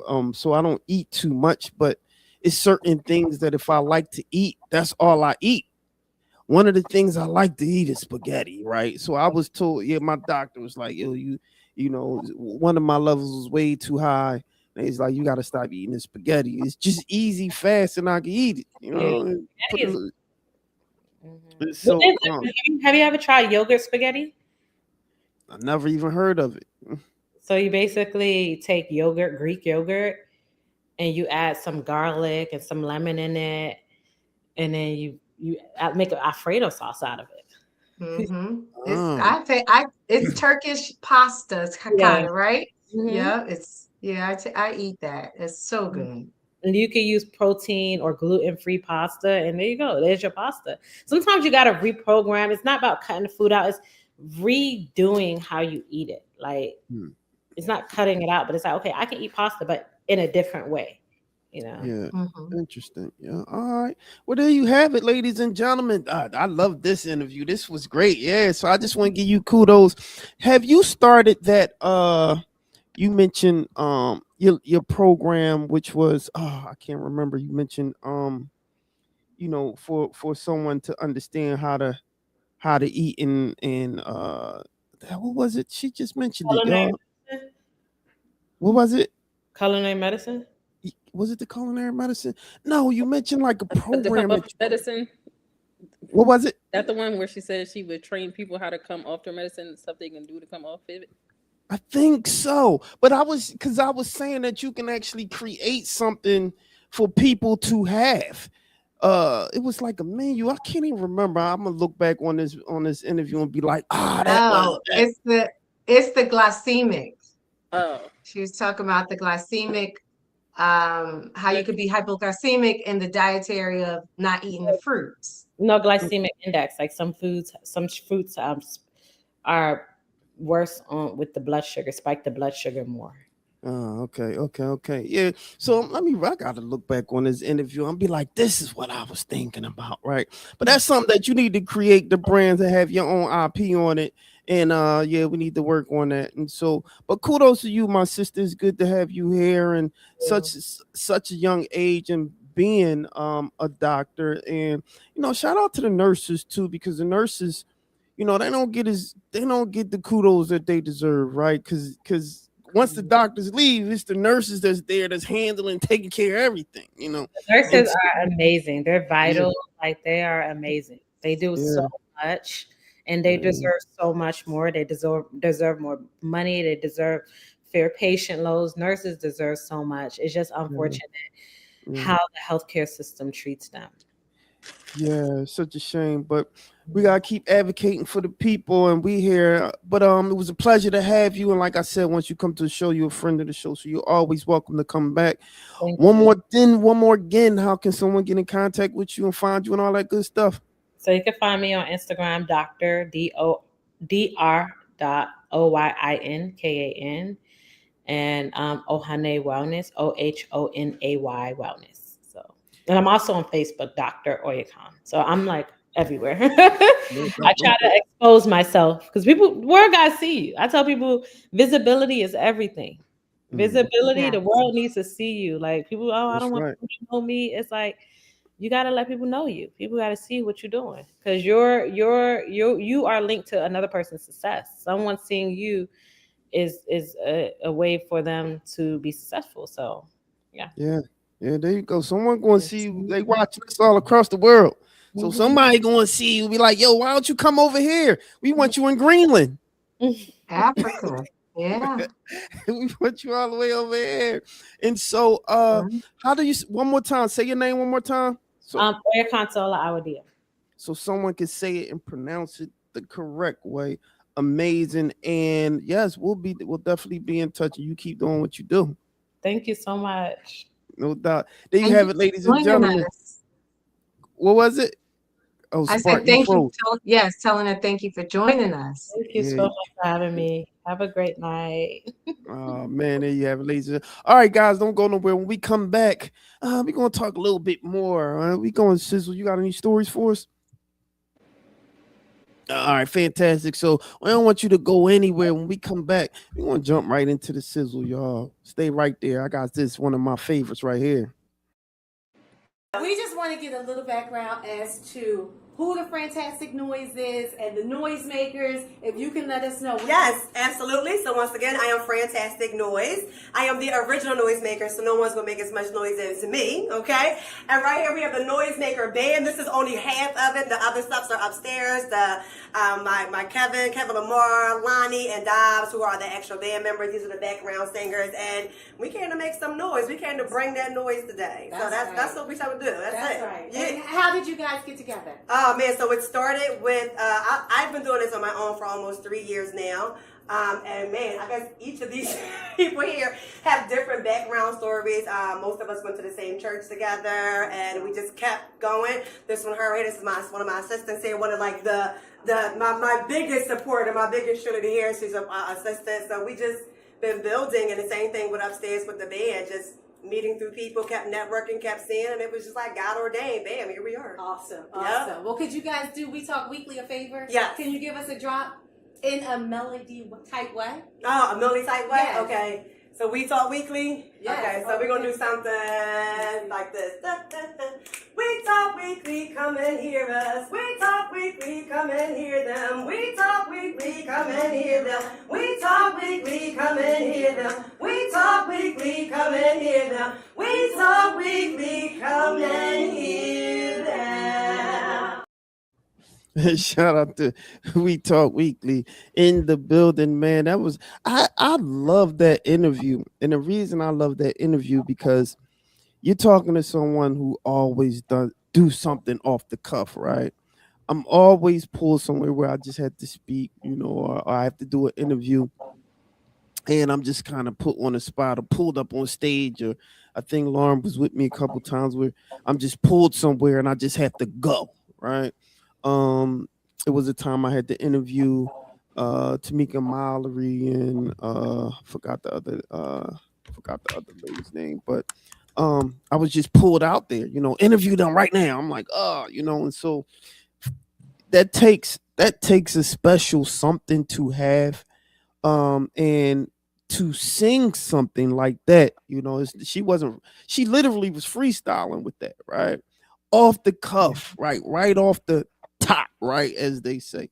And it just amazes me when I see that, something like that. And so I always give Fantastic Noise her kudos for that because of course it represented We Talk Weekly. So I turned that into like one of our jingles for what we do here. So kudos to her for that.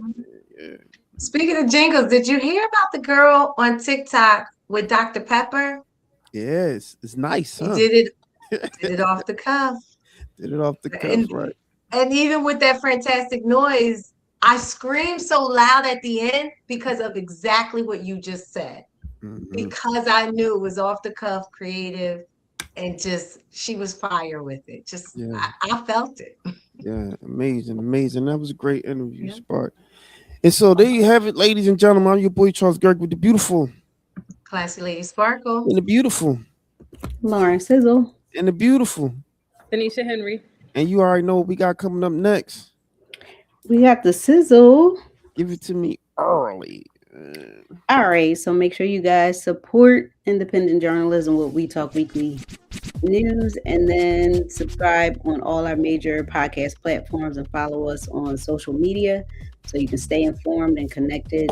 And if you want to help us expand our solutions-based reporting, you can make a donation via Cash App to $ We Talk Weekly or securely through PayPal at www.wetalkweekly.com, and every contribution makes an impact to our community and the work that we do. So we are looking forward to your support. All right, so so just for a cool $29.5 million, the famous Fresh Prince of Bel-Air mansion could be yours. Just for a cool $29.5 million.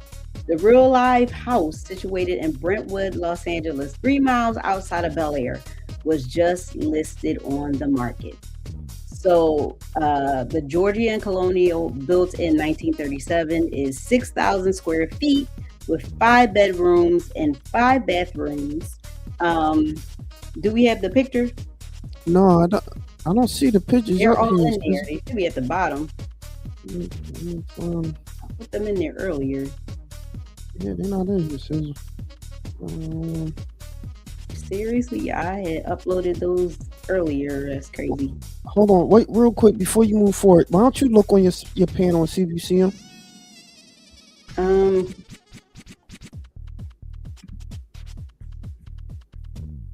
Because I want people to see that mansion. If you, I don't know. I put them in here earlier, but I guess they didn't save.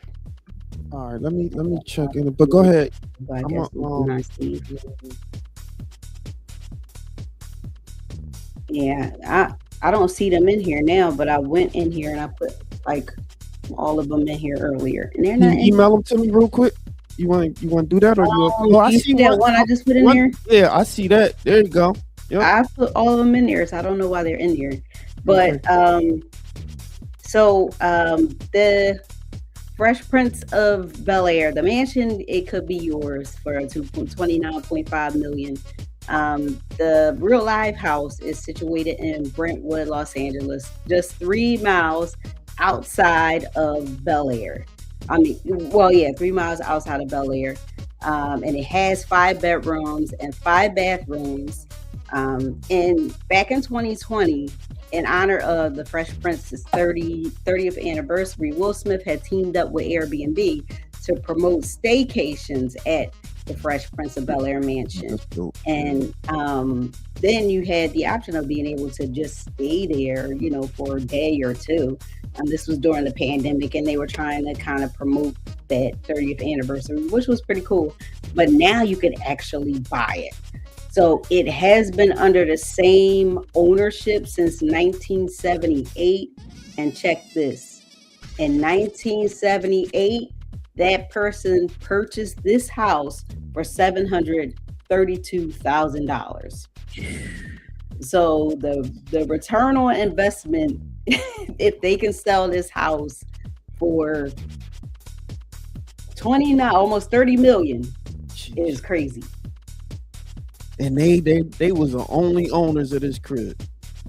Since 1978. It was built in 37.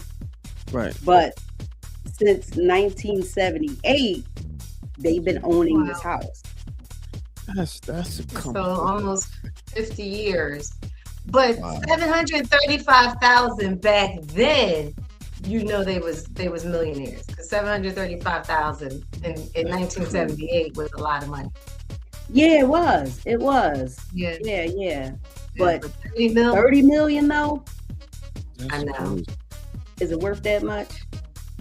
I mean, to some, especially if you know the legacy of Will Smith and the Fresh Prince of Bel-Air, I mean, you still have people, they could stop the middle of the party, play that, and everybody was singing. Little Yes, kids is singing that's that. true. That's Our true. white folk love it. They I think love it's that. just attached to him. You I know. wouldn't be surprised if it's some rich white young guy buy that mansion. That's crazy. That's pretty cool. true. Man. I wonder if they have done any preservation efforts to like designate it as some kind of historical thing or something with Michael. Yeah. Yeah, they could, because you could make money off of it. Yeah, I Definitely think could make money off of it. Yeah. Wow, that's crazy. It's nice too. Like them, wow. Shout out to Fresh Prince and the Bel-Air. Yeah, if you out there, y'all, you getting $30 million mansion. I think that's a stretch though. Yeah, me I too. could see asking for 10, but 30 million is crazy. Especially in these times. Yes. All right, Ryan Coogler's hit film Sinners is making Oscars history with its record-making 16 nominations at the 98th Academy Awards. 16 nominations is crazy.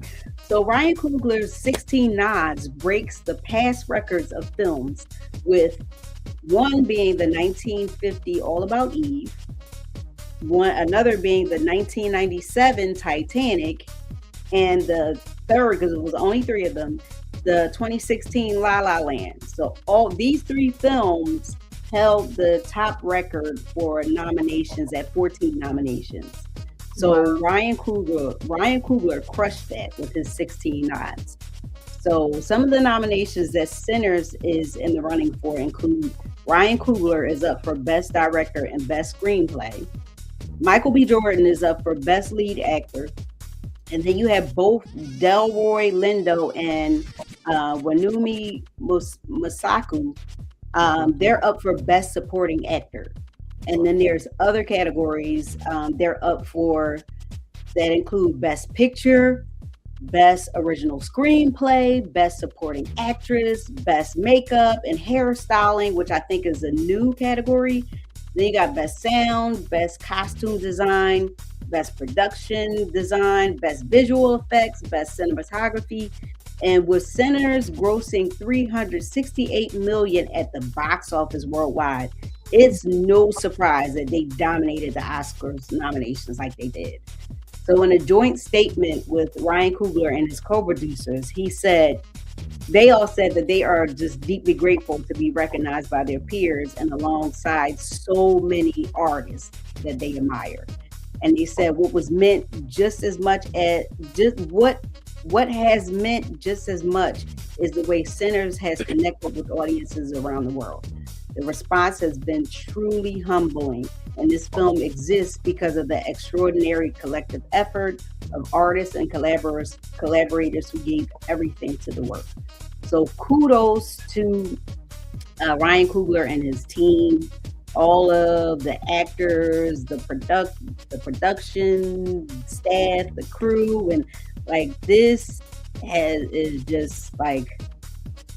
is just amazing. This is on a whole other level. Like, anybody see Sinners? I think it was great. You thought it was great? Is it worthy of all these nominations? I think so. You think so? Yeah, I watched it twice.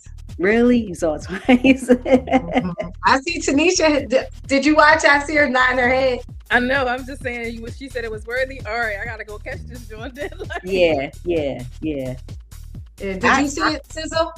I have not seen it yet, and I've been putting it off because like I really wanted to like sit down and watch it and like analyze it and all that, and then I was kind of like I don't know if I want to watch it because of like, you know, how certain things like I was like a really, really big horror film fan. Like all I used to watch was like horror films and all that. And then I was just like, sometimes like I have like those dreams where like the stuff I watch. So I was just like, I'm gonna cut back on certain things that I watch. That's why I haven't seen it. Yes. So I started putting it off because I'm like, but now I feel like I gotta see it just because of all the hype. Yeah. See, did you watch it? I did watch it, and while you're on me, I want to show this real quick, which is pretty dope. Yeah, so they actually in the African American Museum right now. When we talking about sinners, this young lady right here is the force behind the costumes of sinners, and they have her presentation exhibition /, you know, our costume in the African American Museum right now. So you can go to see the Ruth E. Lee Carter you know, exhibition right now. And it's pretty dope, man. You know, I didn't get a And chance she's to go Philly. see it. What you say? She's from Philadelphia. Yeah, is she? I didn't know that. I didn't know she No, was I'm from asking you. Oh no, I don't know if she's from Philadelphia. Might be. She may be though. I think somebody did mention that. If so, we definitely gotta get her on the What's show. her name? Ruth E. Carter. I think she is. Yeah. So yeah. Well, she African American Museum. If you want to see her her exhibit, make sure you go and get it. You know, yeah, man. Didn't she win something before? Yeah, she always wins. I mean, she's Yeah. probably the most decorated. She's not from Philly. Oh yeah, I didn't think she was from Philly, yeah.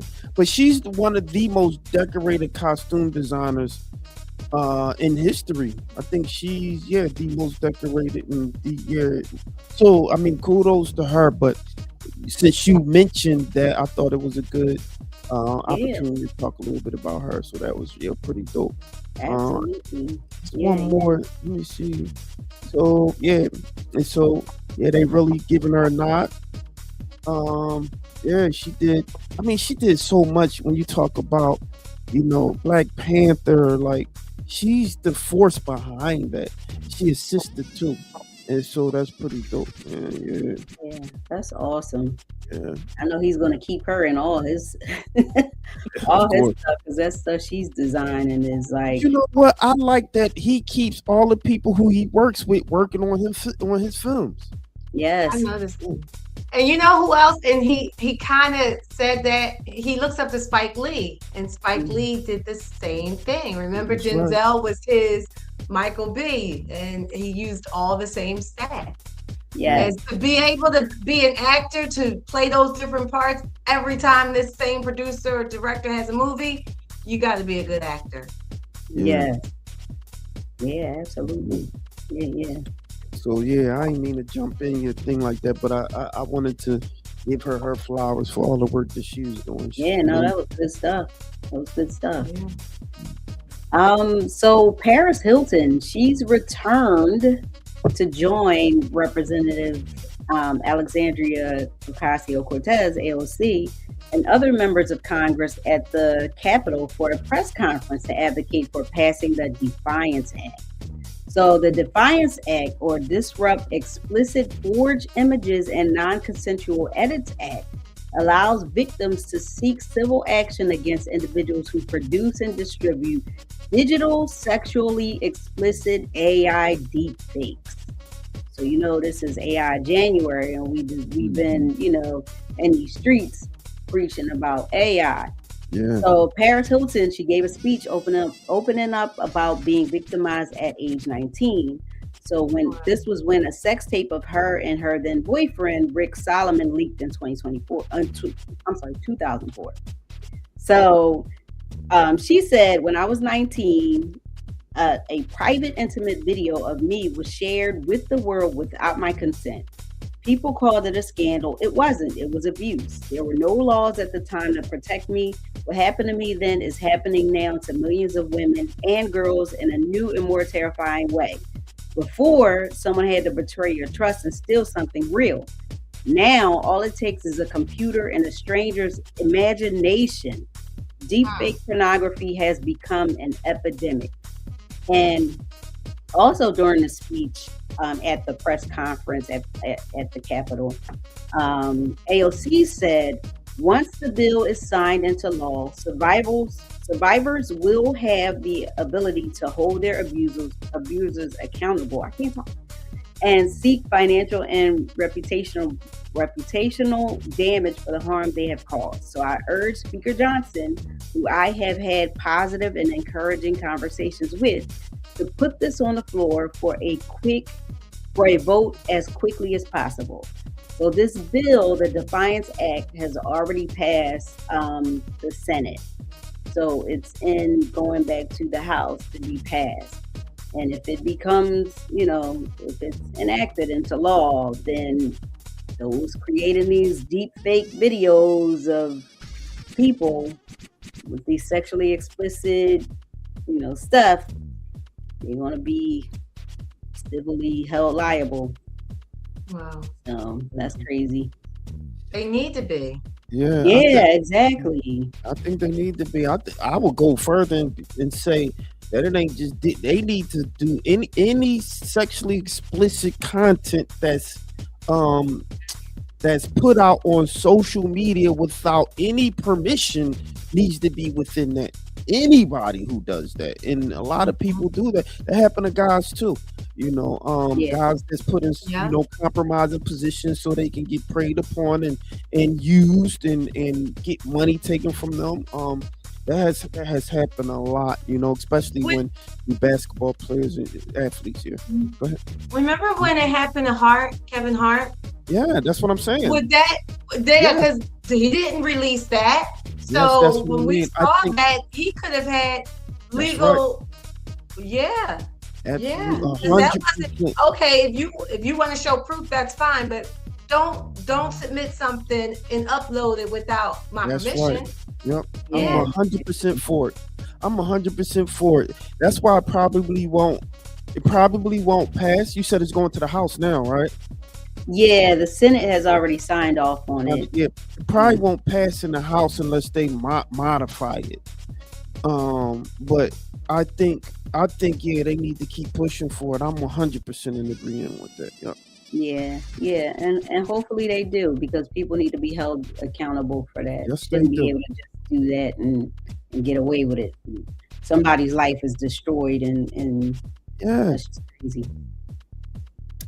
All right, so last story. So on the heels of Black History Month and the 250th anniversary of the city of Philadelphia, they swiftly filed a lawsuit after slavery artwork and educational information was removed from the president's house site at the Independence National Historical Park, most likely due to an executive order President Trump signed last March.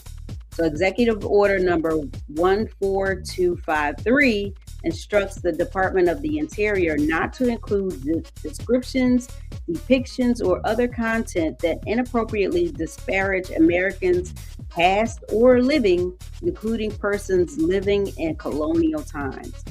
So it also targets the Smithsonian museums and other federal institutions while Vice President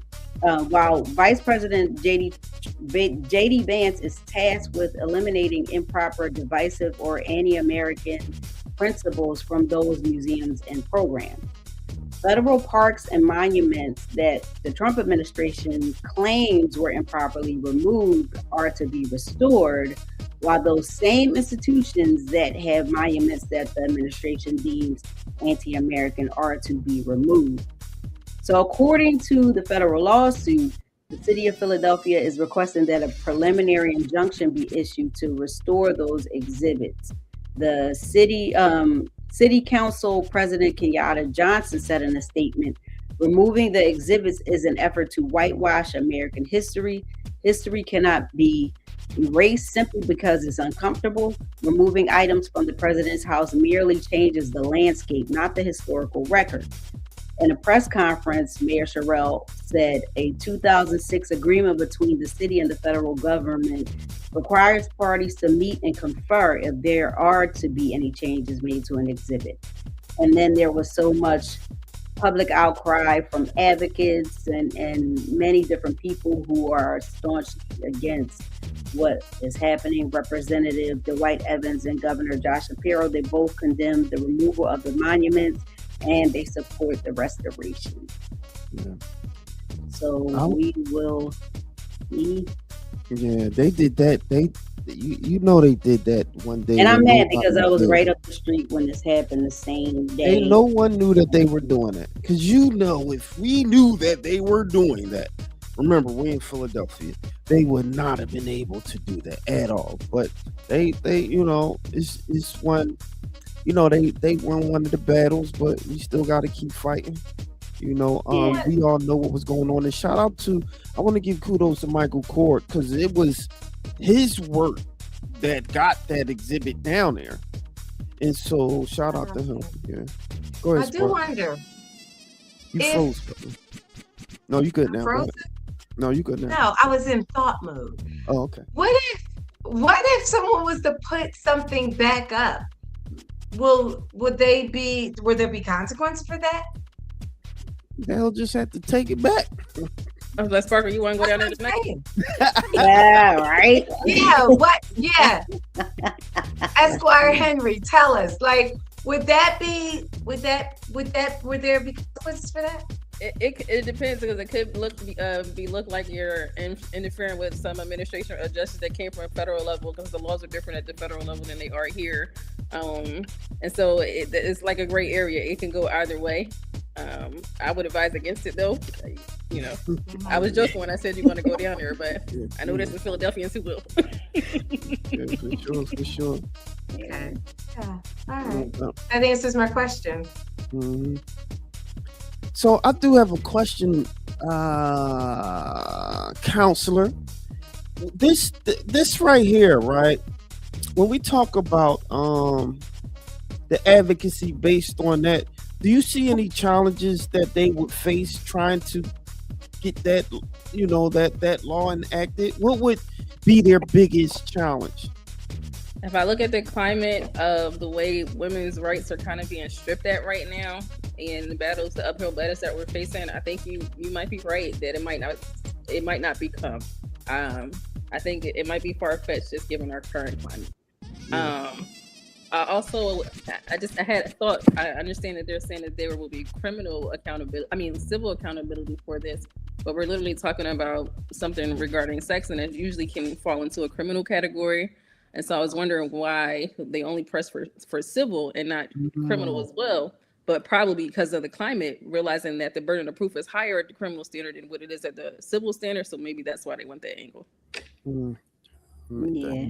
Yeah, and I totally agree with that. And I like that you said that because if you think politically, like what was like, I guess, quote unquote, cool to say when, what was it, 2020, was it 2020 or wait a minute. Oh my gosh, the years is going by so fast. So 2024 and 2020, between that era when it came to like campaigns, and it's like, oh, we're in the era of like the Me Too movement and stuff like that.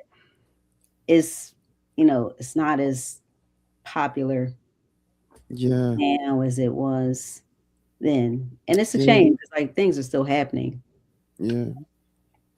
I give the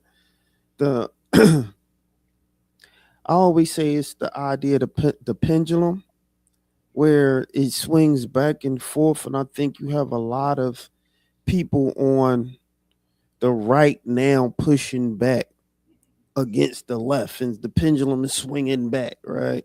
But I mean, again, if we stay, that's why I always said everyone, what was it called? Project 2025, Project 25 or whatever. I think we should be planning to have our own project. And that's when that pendulum swings back. We should be strategizing right now. What are we going to do as a community? I mean, now is, people now starting to understand that, you need black folk when y'all going through some challenges. Y'all need black folk now. So I'm sure, you got people like jumping on, like, because I heard it. We should all get together. That's what we've been telling y'all a long time ago, right? And so now that people are seeing that, we're stronger together, we need to be strategizing together and make some moves. But unless we continue to let, big business and big ideas split us and divide us, we will never be strong enough to, push or move the needle. So we got to get together so we can move that needle. Otherwise, we're going to be complaining again on the show. Why is this happening? Why is that happening? Because what we didn't talk about is that young lady or that gentleman who was shot today. Was it today or yesterday? Yeah, that was today at 9 a.m. At 9 a.m. So that happened today. And this is the second one. The second one, yes. Because we covered the story for the first one you did. Yep. Yeah, I did. Yeah. And so, there's a lot of things that's happening that it doesn't matter what side you on, is what is right. What is human, right? That's why I don't like to talk, Republican, Democrat. I don't like to talk in that man. I like to talk in humanism and in the people and community, right? And so what can we do as a community to make things right? How can we get together? How can we really strategize, talk, and move the needle, right? And so that's where I'm at with it. Yeah. Mm-hmm. Yeah, I think when it comes to strategy, I just hope that like we as a people can start being more proactive and not reactive, so that we, I don't know. I just feel like maybe we need to get back to like the old school. That's right. The old school way when people strategize and they organized and they got together and I think we were talking about that one time before. That's talking about that. And we just need that old school way. That's right. That's right. With this last round of mobilization, that was kind of all over the place when we went through COVID and we had the riots and the ATM machines missing. We did recognize that we had a new generation of kids on the ground. The young people were out there, and some of them were mobilizing positively. And so I was hoping that we would see the generations coming forward, that they would go into areas like legislation so that they can be proactive. I'm still hoping for it, that some of them are in college now and are going to pursue that avenue of means and come back to their hometowns wherever they are. And so they can actually be a proponent of change. Yeah, it's crazy because I hear about like different organizations that's kind of connecting with them, but I don't hear anything that's coming from those connections. Like, I do hear like, there's like, and it's on both sides. It's on both sides. And, I can see what the other side is doing, and it is not necessarily looking positive to me, but like, I hear what the one side is doing, and I don't see anything coming from that, but I hear that stuff is being done. Mm-hmm. So I think, when it comes to matching energy, you need to match energy, but just in a positive way. Like, I mean, that's just me saying what I'm saying without saying what I'm saying. No, we get it. We definitely get it. Definitely get it. All right, what do you have? Was that the sizzle? That was the sizzle. And that was a sizzle from Lauren Sizzle. I was about to say for Class Lady Sparkle, but that's Lauren Sizzle with the sizzle, y'all. So this is We Talk Weekly After the Talk on WPPMLP Philadelphia 106.5 FM. We Talk Weeklies After the Talk with your boy Charles Gregory, the beautiful Classy Lady Sparkle. Beautiful Lauren Sizzle. And the beautiful Tanisha Henry. Yeah, we want y'all to stay warm out there. This is We Talk Weekly until next week. Actually, I think I'm going out of town next week. I can't remember. Yeah, but next week we be here all day. Y'all got one last word? We were like right on time. Y'all got one last word you want to get to the people? Leave them with one last word. Do not put hot water on your windows after the storm. Okay, y'all, just don't do it. You want to crack the glass? That's what y'all want to do. Crack your glass. How about you stay in the So good. house? Do not go out. Like, Yeah. stay in the house. Stay safe. Stay warm. Hopefully you got all the. I know it was all of those counters in the supermarkets was bare. So hopefully you got all your stuff. Because I could not find any bread. My 347 bread. Wait, 647 bread. I like to get. Couldn't find it. So stay safe, everybody. You took the words right out of my mouth. The shelves is empty. I can't find one vegetable. So all y'all that overstock, be kind to your neighbor and share. Yes. Bring me some kale. Share. I know that's right.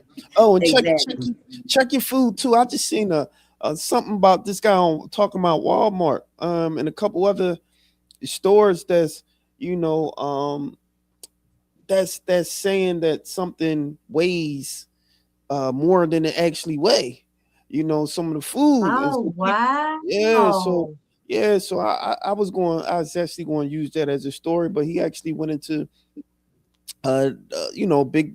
big box stores. They're saying all of them are doing it, but he was weighing his ham, right? And it was saying that it was 5.3 pounds or something, and it came up to 2.4. I was like, oh, like, yo, are they really starting to do this? So I would tell everybody out there, like, at these times, we need our food. So make sure you double check the weight of your food if you're buying per pound. Most people do that when it comes to like meat, even your vegetables. You can't lie on your vegetables or whatever because you're doing that on your own. But with the meat that's prepackaged, we're talking about prepackaged stuff that already has the weight on it and how much it costs. And so he was weighing all of them, and they were like, some of them said like 4 pounds, and it was like 1.2. Like, it was crazy. I was like, yo, so can you imagine over the course of like a year, you know how much money they making off of robbing the people? So he just took like a thing of turkey meat, took it to the vegetable place where you weigh your own vegetables, and it came up with a different amount that's on the sticker. He sure did, and that's what I'm gonna do. That I've never thought to do that. Oh yeah, I'm gonna do it. Yeah, I'm a Karen now. I'm a Karen. Exactly. I saw something that they were doing with the delivery app, the apps where you can order food, like your groceries, and whatever is trending, they've been going up on the price. Like, say like now when you're doing your shopping. Like, it goes up on the price, whatever everybody is buying a bunch of it. The price surges. Wow. So if it's oranges, everybody getting these oranges, they're gonna go up. But that's an algorithm too. Yes. Like when you do your hotels. Like they were trying to sue AI over that. Yep. If they know you're looking and you're pressed, it goes up. If you use another phone or something, it's a different price. Yep. All right, hold on. I think I got something. I think I'm able to pull it up. Hold on. Here we go. Let me see if I can make this happen. Before we leave. Hold on. Let me see. Is that the guy? Oh, that's Kevin. He ready.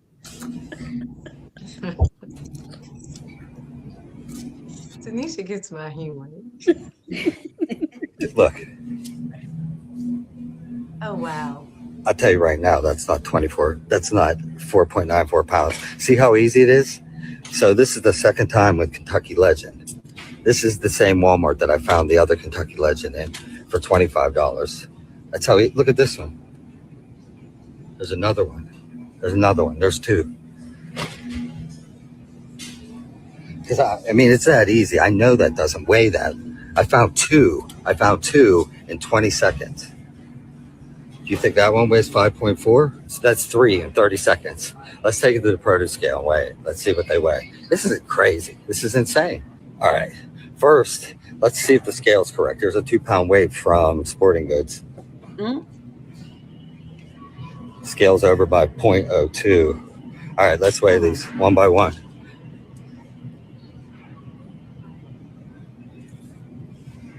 $1.83. It says 4.93. Wow. Yeah. What's this one saying? 4 pounds. 5.41. 2.32. 4.54. Come on now. Another one. 4.93. 1.83.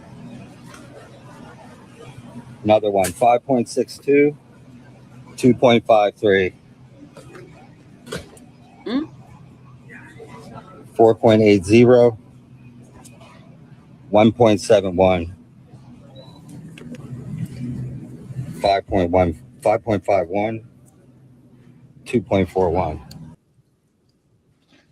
See, Walmart messed up. They needed to make a more slick mistake. When he held them, they were so tiny. It was no way they even looked like 4 or 5 pounds. Like they needed to make them like at least like a pound over or something like that. That blew my mind when I seen that. It was too small. But look at him. You know he do his research. He was like, "This is a 2-point weight from sports fit." Like he knew. Let's see if the scale is on point. He gonna make sure that this. He looked like he was gonna know. I'm wondering, is that a Walmart thing? Because I think he said the brand name Kentucky something. So is it the manufacturer that's doing that? That's what I was.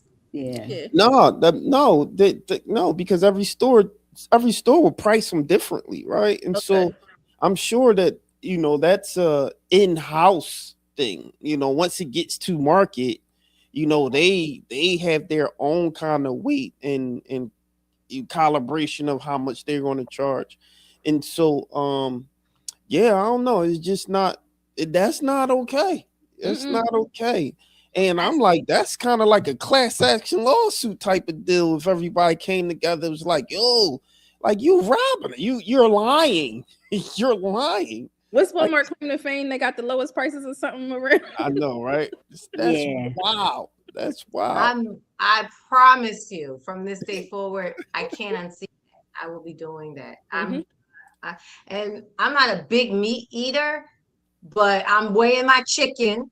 I'm weighing it. I'm weighing it. My turkey, I'm weighing it. Yeah.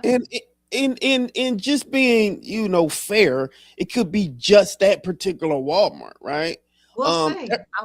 We'll see. But that's the thing. At the very least, now so we're not going to point the finger at just one person. We just going to say, all right, now we know. Now just weigh your stuff. Because, we already talked about a little bit about what the poppy stores are doing in the hood. You know what I'm saying? When it comes to, you running your card and they charging you on that. They're not supposed to do certain things, right? Yeah. And so people are going to get over if you let them get over, right? So what we have to do now that is pivot and make sure that you hold people accountable if they're doing it to you. So I know certain Walmarts that did some great things for people. So I remember it was one thing a few years ago where it was like a shortage or something, and Walmart was starting to give things out to people, right? And so that was cool, right? And so when people doing great, we want to acknowledge that. But when you being underhanded and just robbing the people, we gotta talk about that too. That's what fair is fair, right? We fair across the board. You know what I'm saying? Is it giving it out knowing I'm gonna get it back some kind of way? Maybe. Go ahead. I'm coming for Walmart, Target, ShopRite, everybody. So it ain't just Walmart. I just want you to know. It ain't wherever I'm shopping is where I'm weighing. You got to weigh to play. Everybody you got to weigh to play. Yes. Yeah.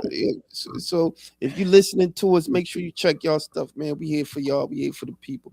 All right, y'all. I'm your boy Charles Gregory, the beautiful, classy lady Sparkle, and the beautiful Lauren Sizzle, and with the beautiful Tanisha Henry. And we out here like last year, y'all. Peace. Peace.